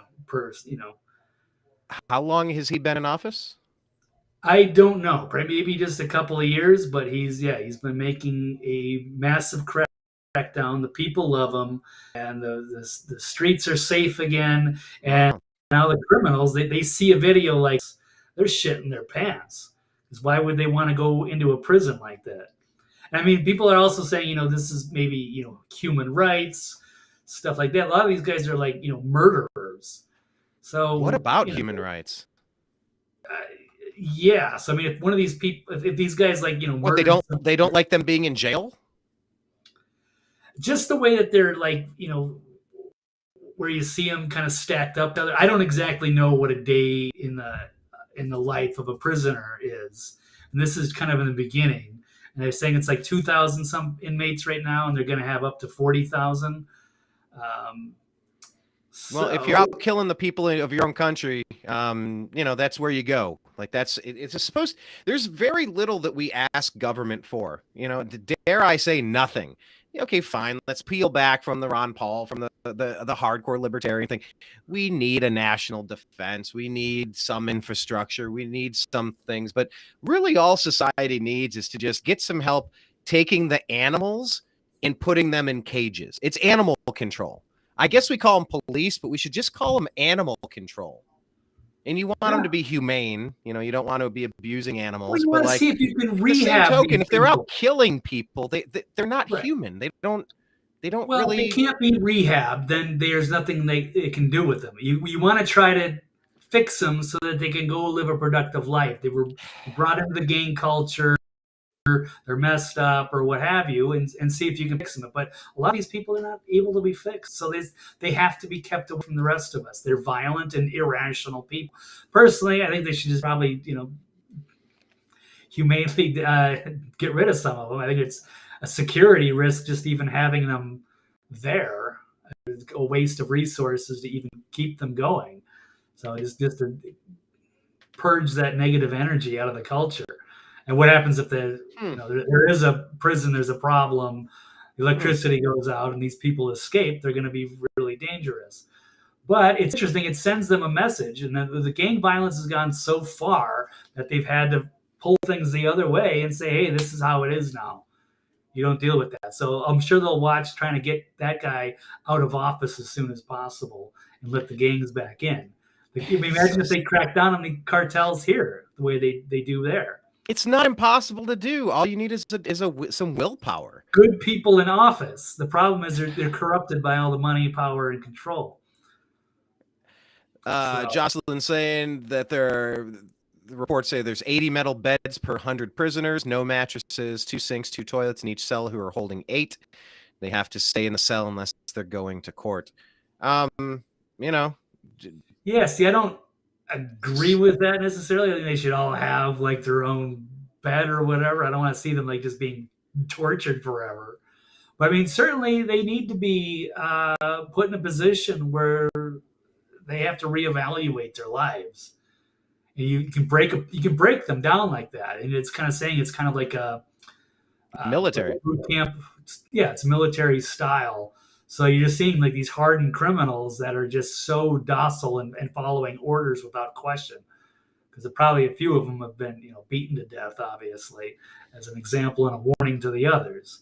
So I'm in favor of, making the crackdown and sending the message, but you got to maybe pull back a little bit. Otherwise, I think you touched on something. You touched on something about maybe just eliminating some of them. I've said this for a long time. I think we need to really normalize, popularize, killing sex offenders. Like, yeah. I could almost forgive somebody for certain types of manslaughter or murder, but when it comes to sex offenses that also have a murder, like no. There's nothing redeemable left in that shell of the former human that did that. It's okay if you're erased. You can go sit in that chair. You can put your blindfold on and get the firing squad. Like, there's no loss it's a net gain to society to remove those people that are preying on the weak, on the powerless, to go that route. There's something so sadistic about that. Yeah, I think way too many people are avoiding the death penalty, especially when it gets into that type of abuse. So yeah, I like you said, you need to undilute the gene pool. How did you phrase that? You gotta clean up that rogue element. How did you phrase that? You said something. I don't remember. I'd have to go back and listen. But it borders on eugenics. But I mean, who wants these types of people in your neighborhood? Nobody.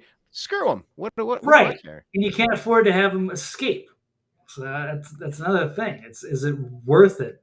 Are they worth the resources to keep them in there? Hold on. So hearing that there were 1,600 murders in one day in that crackdown? What? I don't know if that's 100% true, but I mean, that's when you get the people to scream, hey, we're getting, our lives are destroyed by these gangs run rampant, and they elect the guy who's going to make changes. And finally, they say, okay, we're done. We're done playing this game. We're not letting the criminals run the country. So, the inmates running the asylum. Yeah, in Right. Los Angeles, we had a pretty big gang problem. The murders used to be a lot heavier in the 90s, like in the Tupac and Biggie days. People were getting shot and killed in the streets. Like I've heard those stories, and they point at the area where they tried to lift him up and his brains spilled out onto the street. Like less murders, but just as much zombified prostitution, robbery, grand theft auto, dogs off leashes attacking other animals and other people, the arson. I think I said twice. They're burning buildings. They're burning cars. They're turning tricks. They're robbing people. They're breaking and entering, home invasions. I mean, the pumping these kinds of drugs into the communities is just reprehensible. Like I said, once again, being fairly libertarian on the subject of getting high, do your thing, but just don't harm anybody else in the process. That's all we should really be caring about here. And yeah, man, like we see Lori Lightfoot. I know it's not on our stack of stuff to do, but I read that she's officially losing now. Now she should have been losing from the jump. These people, like, how could anybody vote for any of these clowns? Well, speaking of that, I saw an article the other day where they were trying to like get the inmates in Chicago and Cook County to vote for her. And so like one of the inmates, I believe, blew a whistle and saying, hey, they're trying to get, the prisoners to vote for her. Anywhere they can get it. So it seems like the Democrats are just breaking all the rules to keep themselves in power. It's time to hit back. Hello, Claire. It's time to go on offense. Yeah. But because it's happening. We're getting attacked. We're just trying to live our lives and be cool. And there's people infringing upon that. Well, shit. I didn't ask for this, but here we are. So anyhow. All right. Let's bounce to the next one, perhaps. Hi, Claire. Yeah, I've only got a few minutes, so I've got to really knock this out quick. Let's do it. Let's go quick.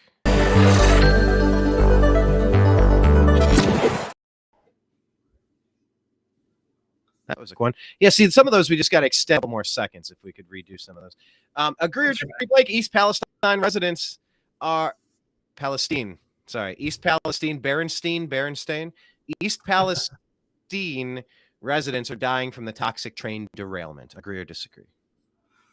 I'm going to have to say agree. They're dying. I don't know if they've died, but certainly a lot of the wildlife has died. The wildlife has died, and the people may be dying.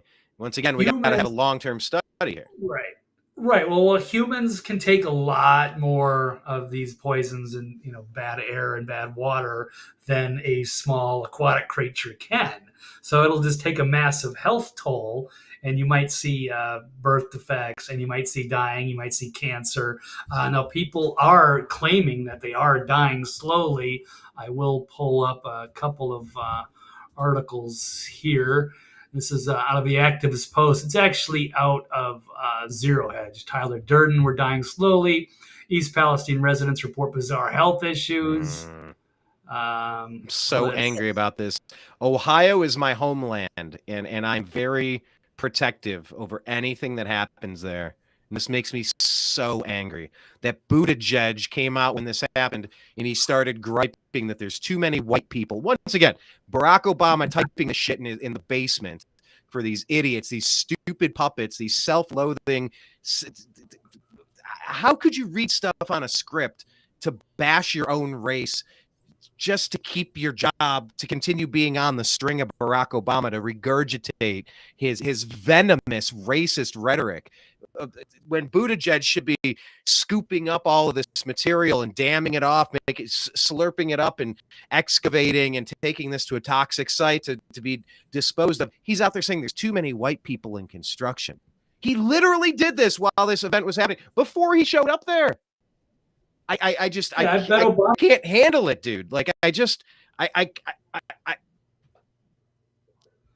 well, hey, if he doesn't do it, they'll find that will. That's just the way things are now. So they love it. Well, then step down and do it. Let somebody else regurgitate this crap. I'm sorry. Well, yeah, that's how they changed the press secretary. They can replace the reporters. They'll just find somebody. They can get rid of Brian Stelter and put somebody else in. That's going to get paid to push out the propaganda. And some of these people are just they're hardcore psychos. They don't care. They don't have any empathy for the people. So yeah, you got a lot of people with health problems. I won't get into it too much. Just we got mystery rashes and sore throats, but we don't know what the long-term effects are, and it's going to be pretty nasty. And I know this is also even leaking into Indiana, where Pete is from. So there's a lot of problems. There's another article, news, 8 alarming cover-ups and contradictions, and the chemical nightmare spreading across multiple states. And Brian, you and I are both downwind from some of this. There's also great farmland up there, and this could have be giving us health problems for decades, for all I know. So it's just, and then why did they burn this stuff? Was it just to keep the commerce moving on the train tracks? Why didn't they dispose of this differently? Were they letting it happen? What is the EPA doing? People are getting sick, being evacuated. Every decision is they're spreading them, not containing them. All the gallons of water to spray. It's not tanker cars. It's emptying. It's igniting vinyl chloride.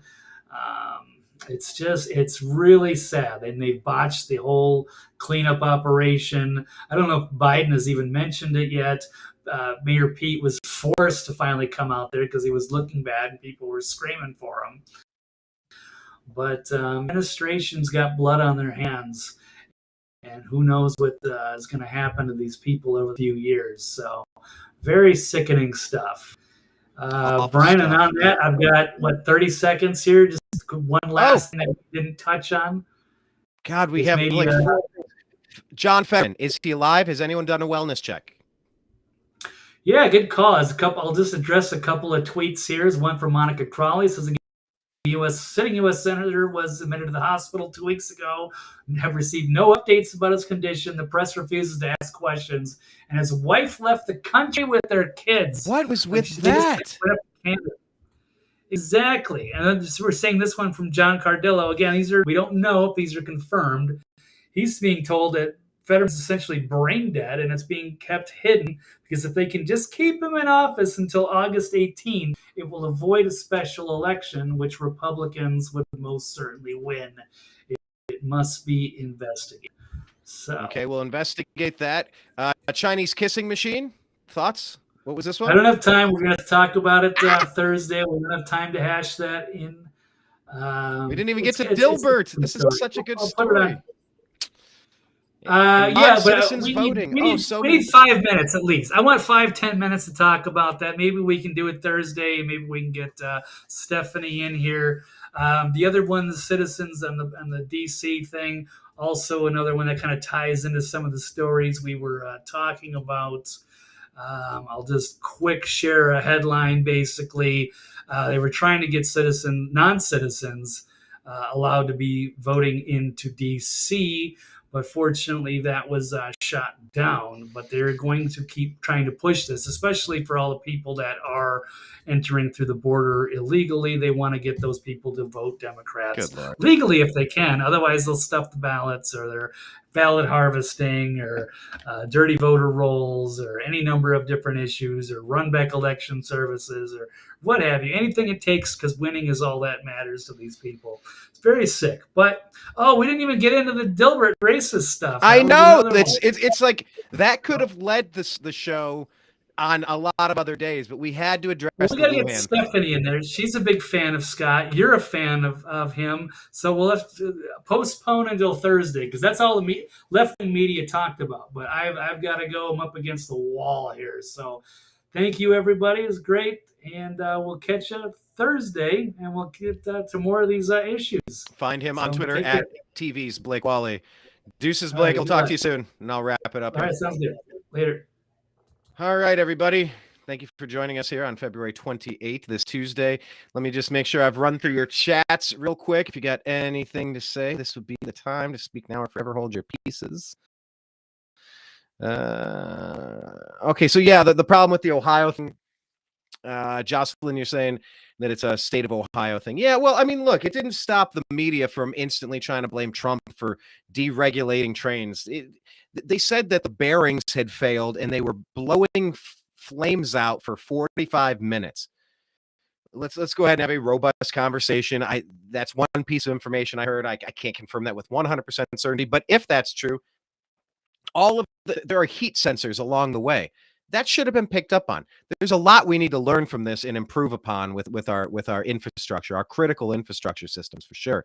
I'm no fan of DeWine with his lockdowns in Ohio and trying to force people to wear masks and trying to force people to take experimental shots in their arms. Like I don't like Mike DeWine at all. I dislike him a lot. So yeah, the DeWine thing, I get what you're saying there. You're saying each state is sovereign and the governor has to say it's an ecological problem and apply FEMA for funds. Well, no. My understanding is that DeWine did push for FEMA funds and he was told no. And then everything just kind of stalled and he accepted their no. And then Buttigieg he was talking about how it's unfair or racist that there's too many white people working in construction. And I've worked in construction. There's not a lot of white people in construction. I don't know what he's talking about. If we're going to like through a purely going through the analytics of the race of the people who are working on construction sites, no, I wouldn't say it's jam-packed with white people by any stretch.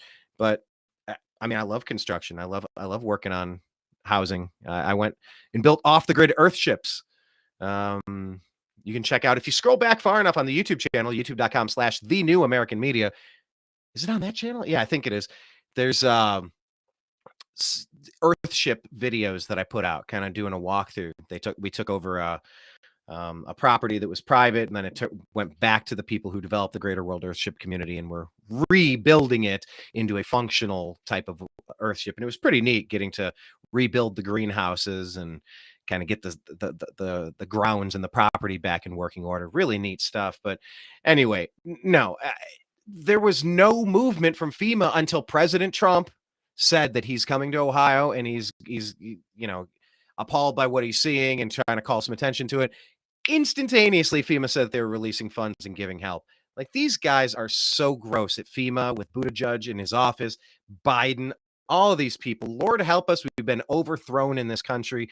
Please deliver us from this evil and bring something back to this country that is going to represent and fix the dirty water, the dirty air. And who the hell says it's safer to burn this shit than to just clean it up, to soak it up into tanker trucks, soak it and take it away? Oh, we're afraid it's going to burst. Well, then detach the other cars from it. You got to have some sort of chemical to douse this stuff. Like, there are supposed to be emergency crews to handle stuff like this, and they're supposed to be deployed immediately, whenever that is. You don't just set it all on fire and let it all dump into your river unless it's intentional. I don't get it. So no, FEMA was pushed into action because of President Trump. Bless him for doing that. Claire saying we might need to move out of Ohio. Now, I have moved out of Ohio. I was on the West Coast for a lot of years, and now I am out of Ohio. But with my drinking fountain my straw is in the drinking fountain of the Ohio River. So it's been a stressful couple of weeks trying to figure out what to do, and bottling water and our showers even safe, and calling the local, discussing this with the water company. And then it's like, well, Cincinnati shut off their water intake so that their straw isn't consuming this stuff downriver. But Louisville didn't. It's the same river. It's just on the other side of the same Ohio River. Why did they make that decision? And why did our side say there's nothing to worry about? And that bothers me. So, I mean, I hate drinking bottles of water because of the plastics, not just the BPA, which is some bullshit that shouldn't be used in consumable stuff. But, I've been drinking way more bottled water than ever before because I don't know how bad it really is. And that's a lousy spot to be in. But yeah, I have family and loved ones all throughout the great state of Ohio. And I love them dearly. I love that state. And I will defend them with every last fiber of my being. Claire saying, Jocelyn saying, dioxin is bleach. Do you use Clorox in your home? The mustard gas will dissipate. Okay, well, okay, that's good. That's good. Spread ash on the ground and turn the ground. Do not be pushed off the land. Yeah. No, we're holding on to that land for sure. Yeah, and those bums trying to get people to sign liability releases, like, you don't even know what happened. Don't you dare sign anything, and screw you for putting a piece of paper in front of somebody that quickly to try to bribe them away into silence and in stupidity and ignorance. In the ignorance of not knowing all the facts. How dare you try to get these people to sign anything away? If there's any future health problems, I mean, this is on you. The train company that allowed it to tip, to topple over, and then the idiots that approved burning this stuff. So yeah, you're saying here that Fetterman is done. I mean, it sure seems like it. So let's get a wellness check. I've had to do this several times for neighbors, and unfortunately, I had to try to help when a neighbor had passed away, and they had already passed, so that was unhelpful. Anyway, I digress. But back to this. Hare Krishna, my friends. You get a chance to listen to the Bhagavad Gita or the audiobook on YouTube? No. I have not. I'm looking to see if I have a Bhagavad Gita, book. I don't. I think that's still at my brother's with his stuff. I think his wife is gonna keep that. But yeah, the Bhagavad Gita. What is that? What is that line? Maybe you could tell me. It's from the Ancient Aliens episode where one person laughed, one person cried, and people were silent when they erupted the first nuclear bomb, and they read a quote. I'm the bringer of death. They read a passage from the Bhagavad Gita, so it's very interesting stuff. MJ Sedona, Jocelyn saying, Dilbert's running leftist papers. What did you expect? She's surprised he lasted as long as he did. Yeah, I suppose so. But, it's been said before, but Scott has FU money. He can get canceled, and it's Blake and I will talk about this later, maybe on Thursday, I suppose. But I mean, we're kind of losing the timeliness of it. I do want to talk about it, but yeah, Scott Adams cited a recent poll in Rasmussen. It was a poll given to Black Americans, and they were asked a question: is it okay to be white in America? And half the people did not say that it's okay to be white in America. And so the backlash is not, for some reason, the backlash is not against 50% of the people polled who said it's not okay to have skin in America, to look a certain way. The most racist, vile, gross thing. Just flip the poll around. Anytime something like this comes up, I just say reverse the races, change the races, and see how the story sounds. If you ask the same number, Rasmussen reports, ask the same number of people, is it okay, of white people only, is it okay to be black in America? And half the people could not say yes. Houston, we got a problem. We're back in the 1800s again. This is not good. And that's what Scott Adams said. He's like, my God, there's this number of people. And among the half that couldn't say that it's okay to be white, some said they're not sure. I'm sorry. If you're not sure if it's okay to have the skin color that you have, you're a creep. You're a racist. You're gross. But people didn't freak out on the 50% that, the roughly 50% that could not say it's okay to be white in America. But if you asked the same group of people, of white people, is it okay to be black? And they said no. Oh, we'd have a story. Just like I saw an awful video of a woman today, and I don't even know was it Chattanooga? It was Tennessee. And it was a homeless lady, and she was at the hospital, and they signed her out, and she couldn't breathe, and they thought she was faking it, and they loaded her into the back of a car, and she died. And she was begging for help, and nobody would help her, and they were mocking her, they were laughing at her. It was putrid. It was horrible to watch. But what's going to come of this? I believe none of the officers are facing any sort of any sort of punishment or been fired or facing murder charges. But what if the person was black? Remember that scene from what was that, A Time to Kill? The John Grisham movie with Matthew McConaughey and Samuel L. Jackson. Now I want you to close your eyes. This beautiful girl walking down the road, blah, blah, blah, da, da. Now imagine she was white. And you go, oh, damn. Okay. I see what they did there. It's just, you have to reverse these and go, if this was an equal story with just different skin suits on the human, what would the reaction be? And that thing I saw at Tennessee was awful. I wish I didn't watch it. I watched that Kelly Thomas video out in Fullerton, California. And you just they're crying out for help and they're being mocked. They're being laughed at. In Fullerton's case, the cop put on gloves and said, you see these gloves? See these fists? They're getting ready to F you up. And he beat him to death. Just a non-violent dude sitting there. Was not causing a problem. And this cop just wanted to kill someone that day. And he was all on tape. And you could hear him crying for help and for his mom. To his dad? Calling for one of his parents. I'm not watching it a second time. But yeah, this one today, I just watched it and I was halfway through and I'm like, oh God, I've gone this far. So I know what the story is. And yeah, these cops need to go. This is gross. There needs to be better services for people. If you are homeless, if you are like, there needs to be better mental health. There needs to be better medical facilities. Like what they did to just, in the way they're laughing and mocking her. And it's the worst of humanity. I didn't even, I hardly paid attention to the race of the police. Mostly white people and one black guy, maybe. Like, I don't care what this game that they play to always paint this narrative. If you find the right demographic to get outraged about, it needs to be the lead story forever and used as a political bludgeon to hit over the head of your, political opponents. It's terrible. But anyway, Scott Adams, when confronted with this, said, why would you want to live in neighborhoods like this? Go.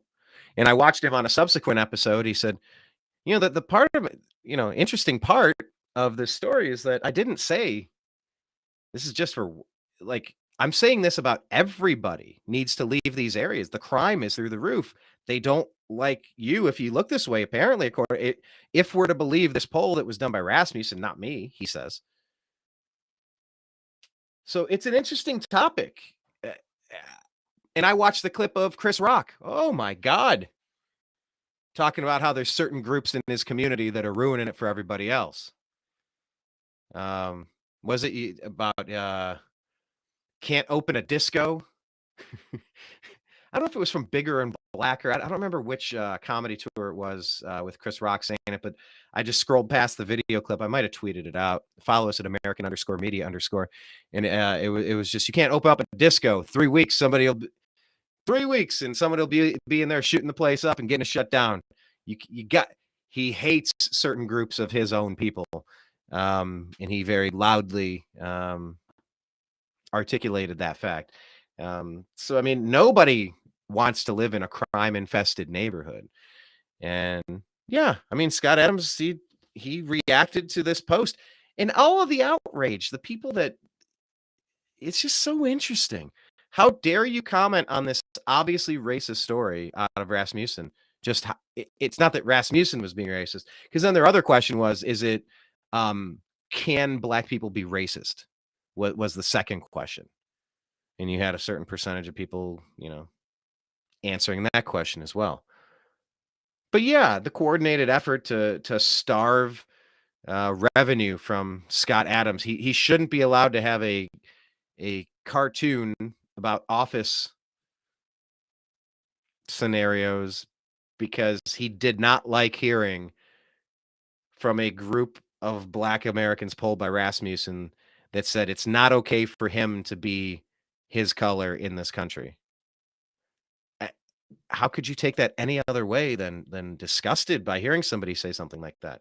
So, reverse the races. If it was a black comic strip creator, and it was a group of white people who said, "Is it okay to be black in America?" and half the people could not say yes.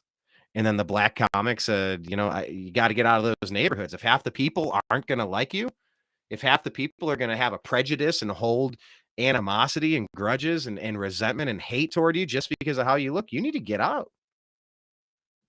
You need to get out of that neighborhood.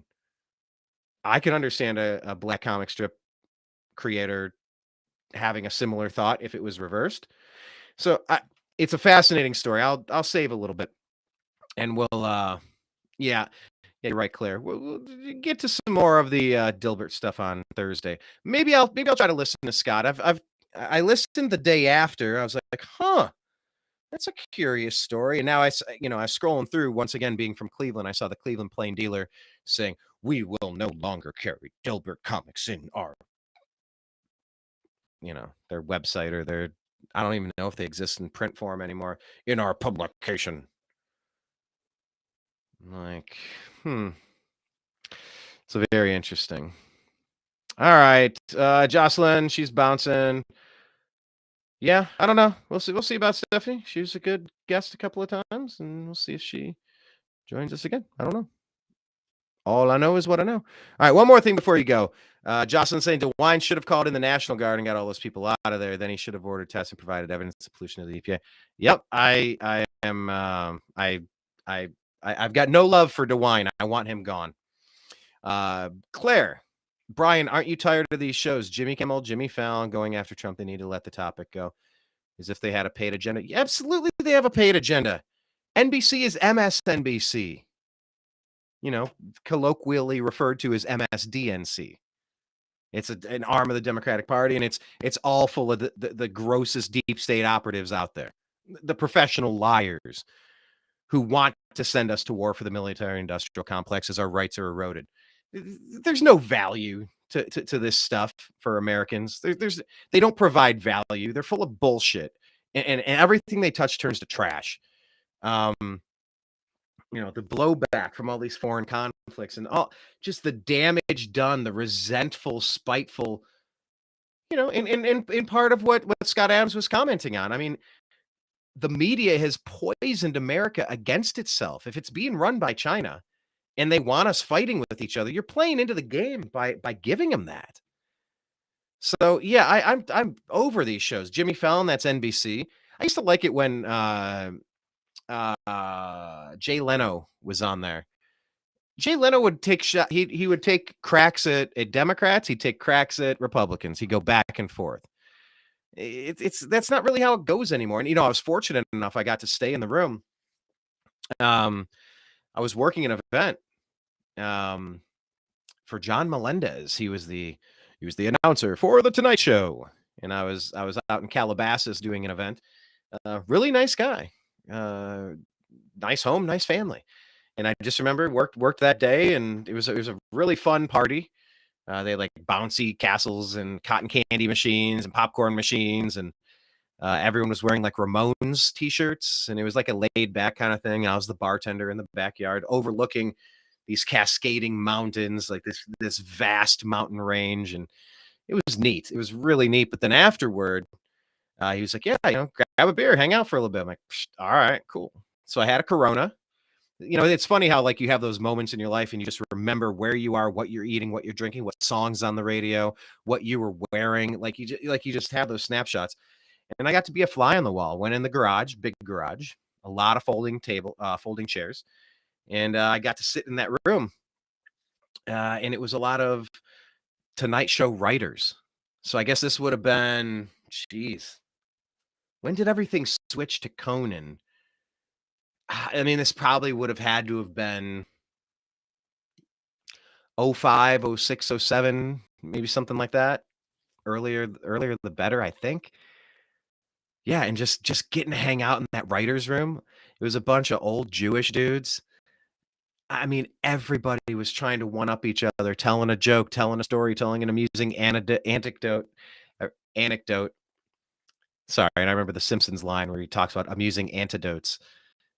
intentionally saying it wrong for the joke of it, but I love that line so much. I intentionally say it wrong sometimes. But yeah, just being a fly on the wall, just listening to all these Tonight Show writers cracking wise, sipping on Coronas, just like, dude, you're having a really good day, aren't you? I made money. I'm having Coronas, and I'm like in the writers' room. It was super cool. One of my favorite moments of my life. But yeah, and then Jimmy Kimmel, good Lord, he simps so hard for the New World Order. It is so gross. I remember being in Austin, Texas, last year. Austin, Massachusetts. I was in Austin, Texas, and I was in a hotel, and I was flipping through the channels, and I ended up on Jimmy Kimmel. I was like, okay, how did I get here? I don't know. I haven't seen this show like ever. And I just let it play, and I was unwinding after a long day, and it was the worst television I had ever seen. It was so spiteful, anti-Trump. It was just like watching a Barack Obama fundraiser. It was gross. It was not entertaining. It wasn't funny. It wasn't redeemable. It wasn't adding any value. Yeah, that's ABC, ESPN, Disney. Disney's gone completely woke and disgusting. ESPN has pushed racial politics and divisive politics. Men are women, women are men. Biological males should be boxing and kickboxing and punching women and beating them in races. And you're like, none of that makes sense. And all they're doing is promoting the LeBron James, like this angry. It really goes back to the Barack Obama school of not social justice. What the hell phrase am I looking for? Not environmental justice, social. Wait, community organizing. There we go. It really stemmed from this hateful, divisive community organizing. It doesn't organize. It organizes to destroy and spin out like a cyclone.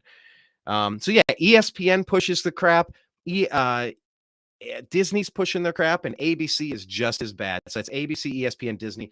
I do a sports show called The Unhappy Hours. So I am very keyed into, and we've often said The Unhappy Hour is the anti-ESPN.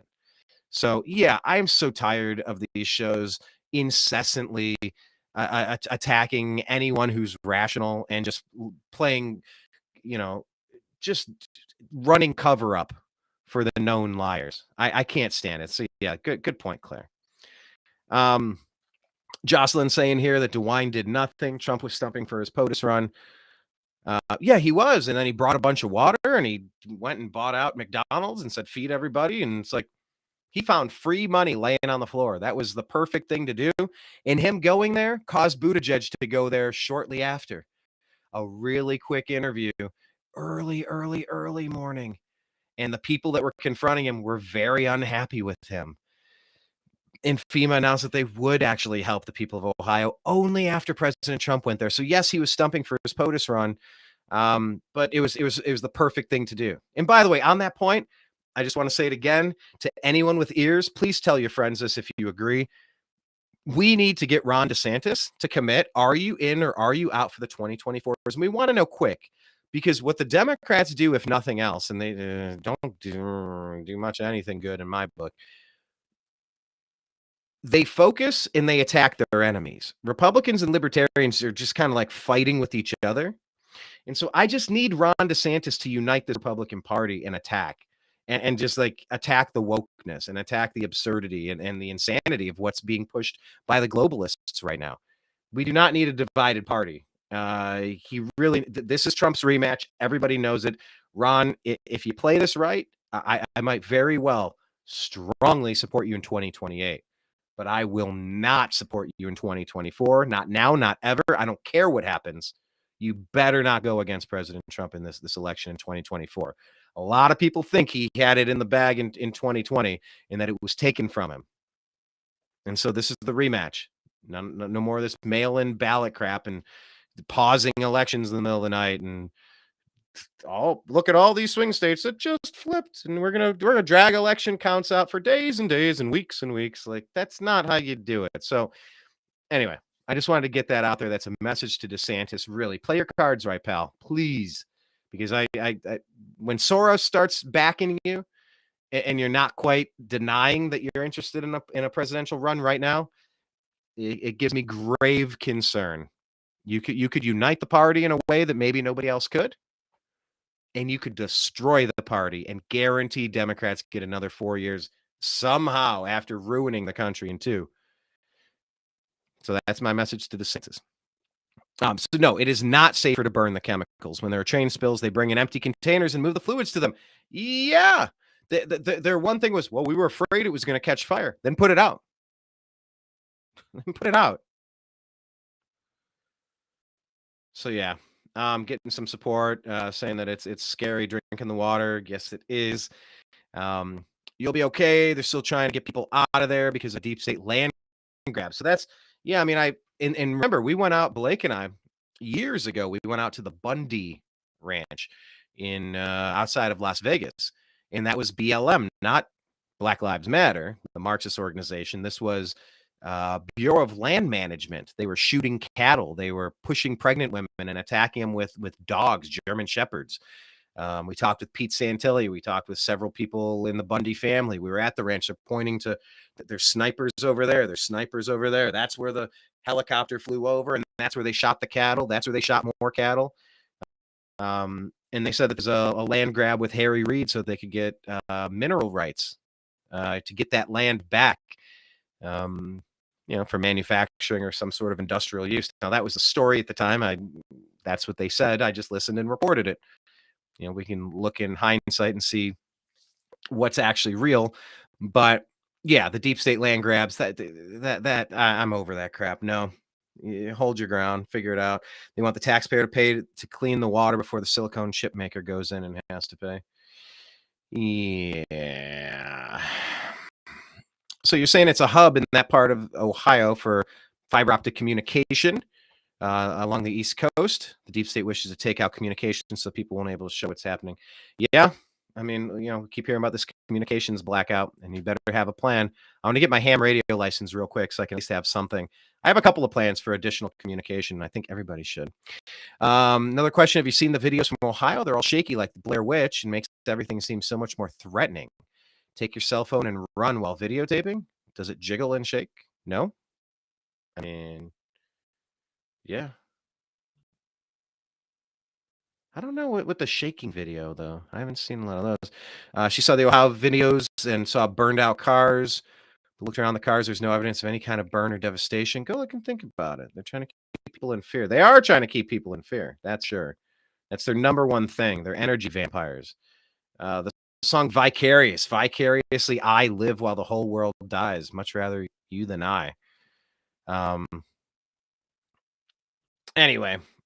All right, so Jocelyn's taking off. Peace out. Thank you for joining us today. Claire. Yeah, Jano's classy, not as biased. Yeah, Leno's cool. I always expected to meet. I drove past him one time on the PCH. I might have waved or given him a nod. I didn't have a chance to talk to him. I did go to a taping of the Leno show right at the end. Blue October was playing when that song "Hate Me" came out.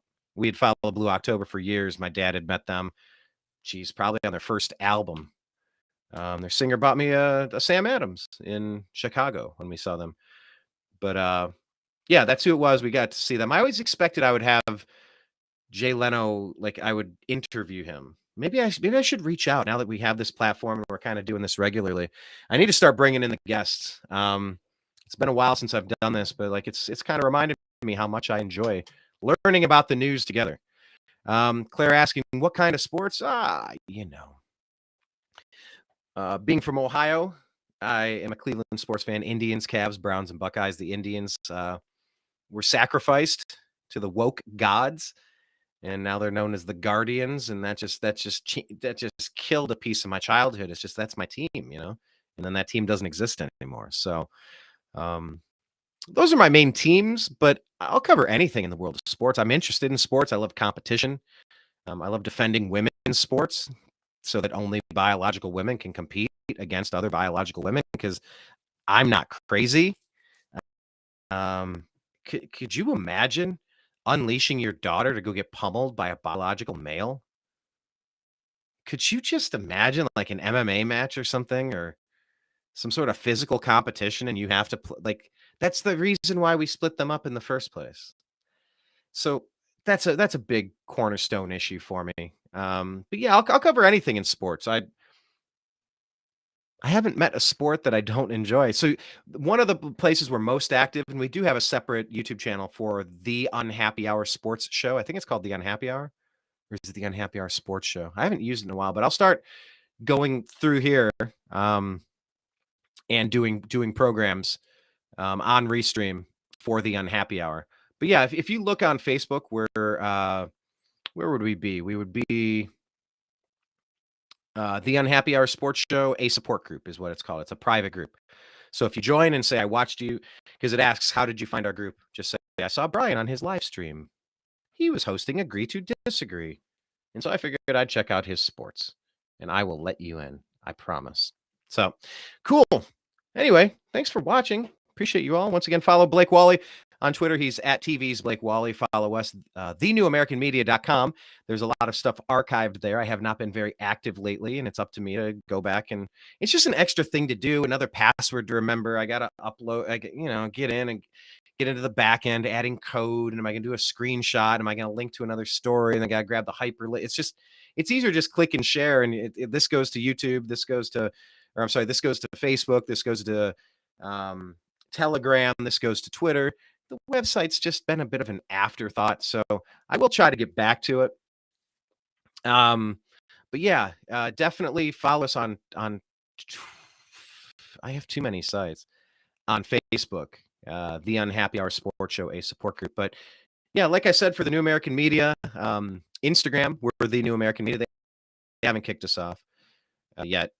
Twitter at American_media_. YouTube.com/the New American Media. That's where you have like 11 years of content. I don't know, 1,300, 1,700 videos, sports, spirituality, politics. Just all sorts of content, music. But that's the TNAM universe, TNAM, because the news always matters. That's the New American Media, because the old American media has failed. So cool. That's all I got for today. I appreciate you all watching, and I look forward to talking to you again soon. Appreciate you. Take care. Peace.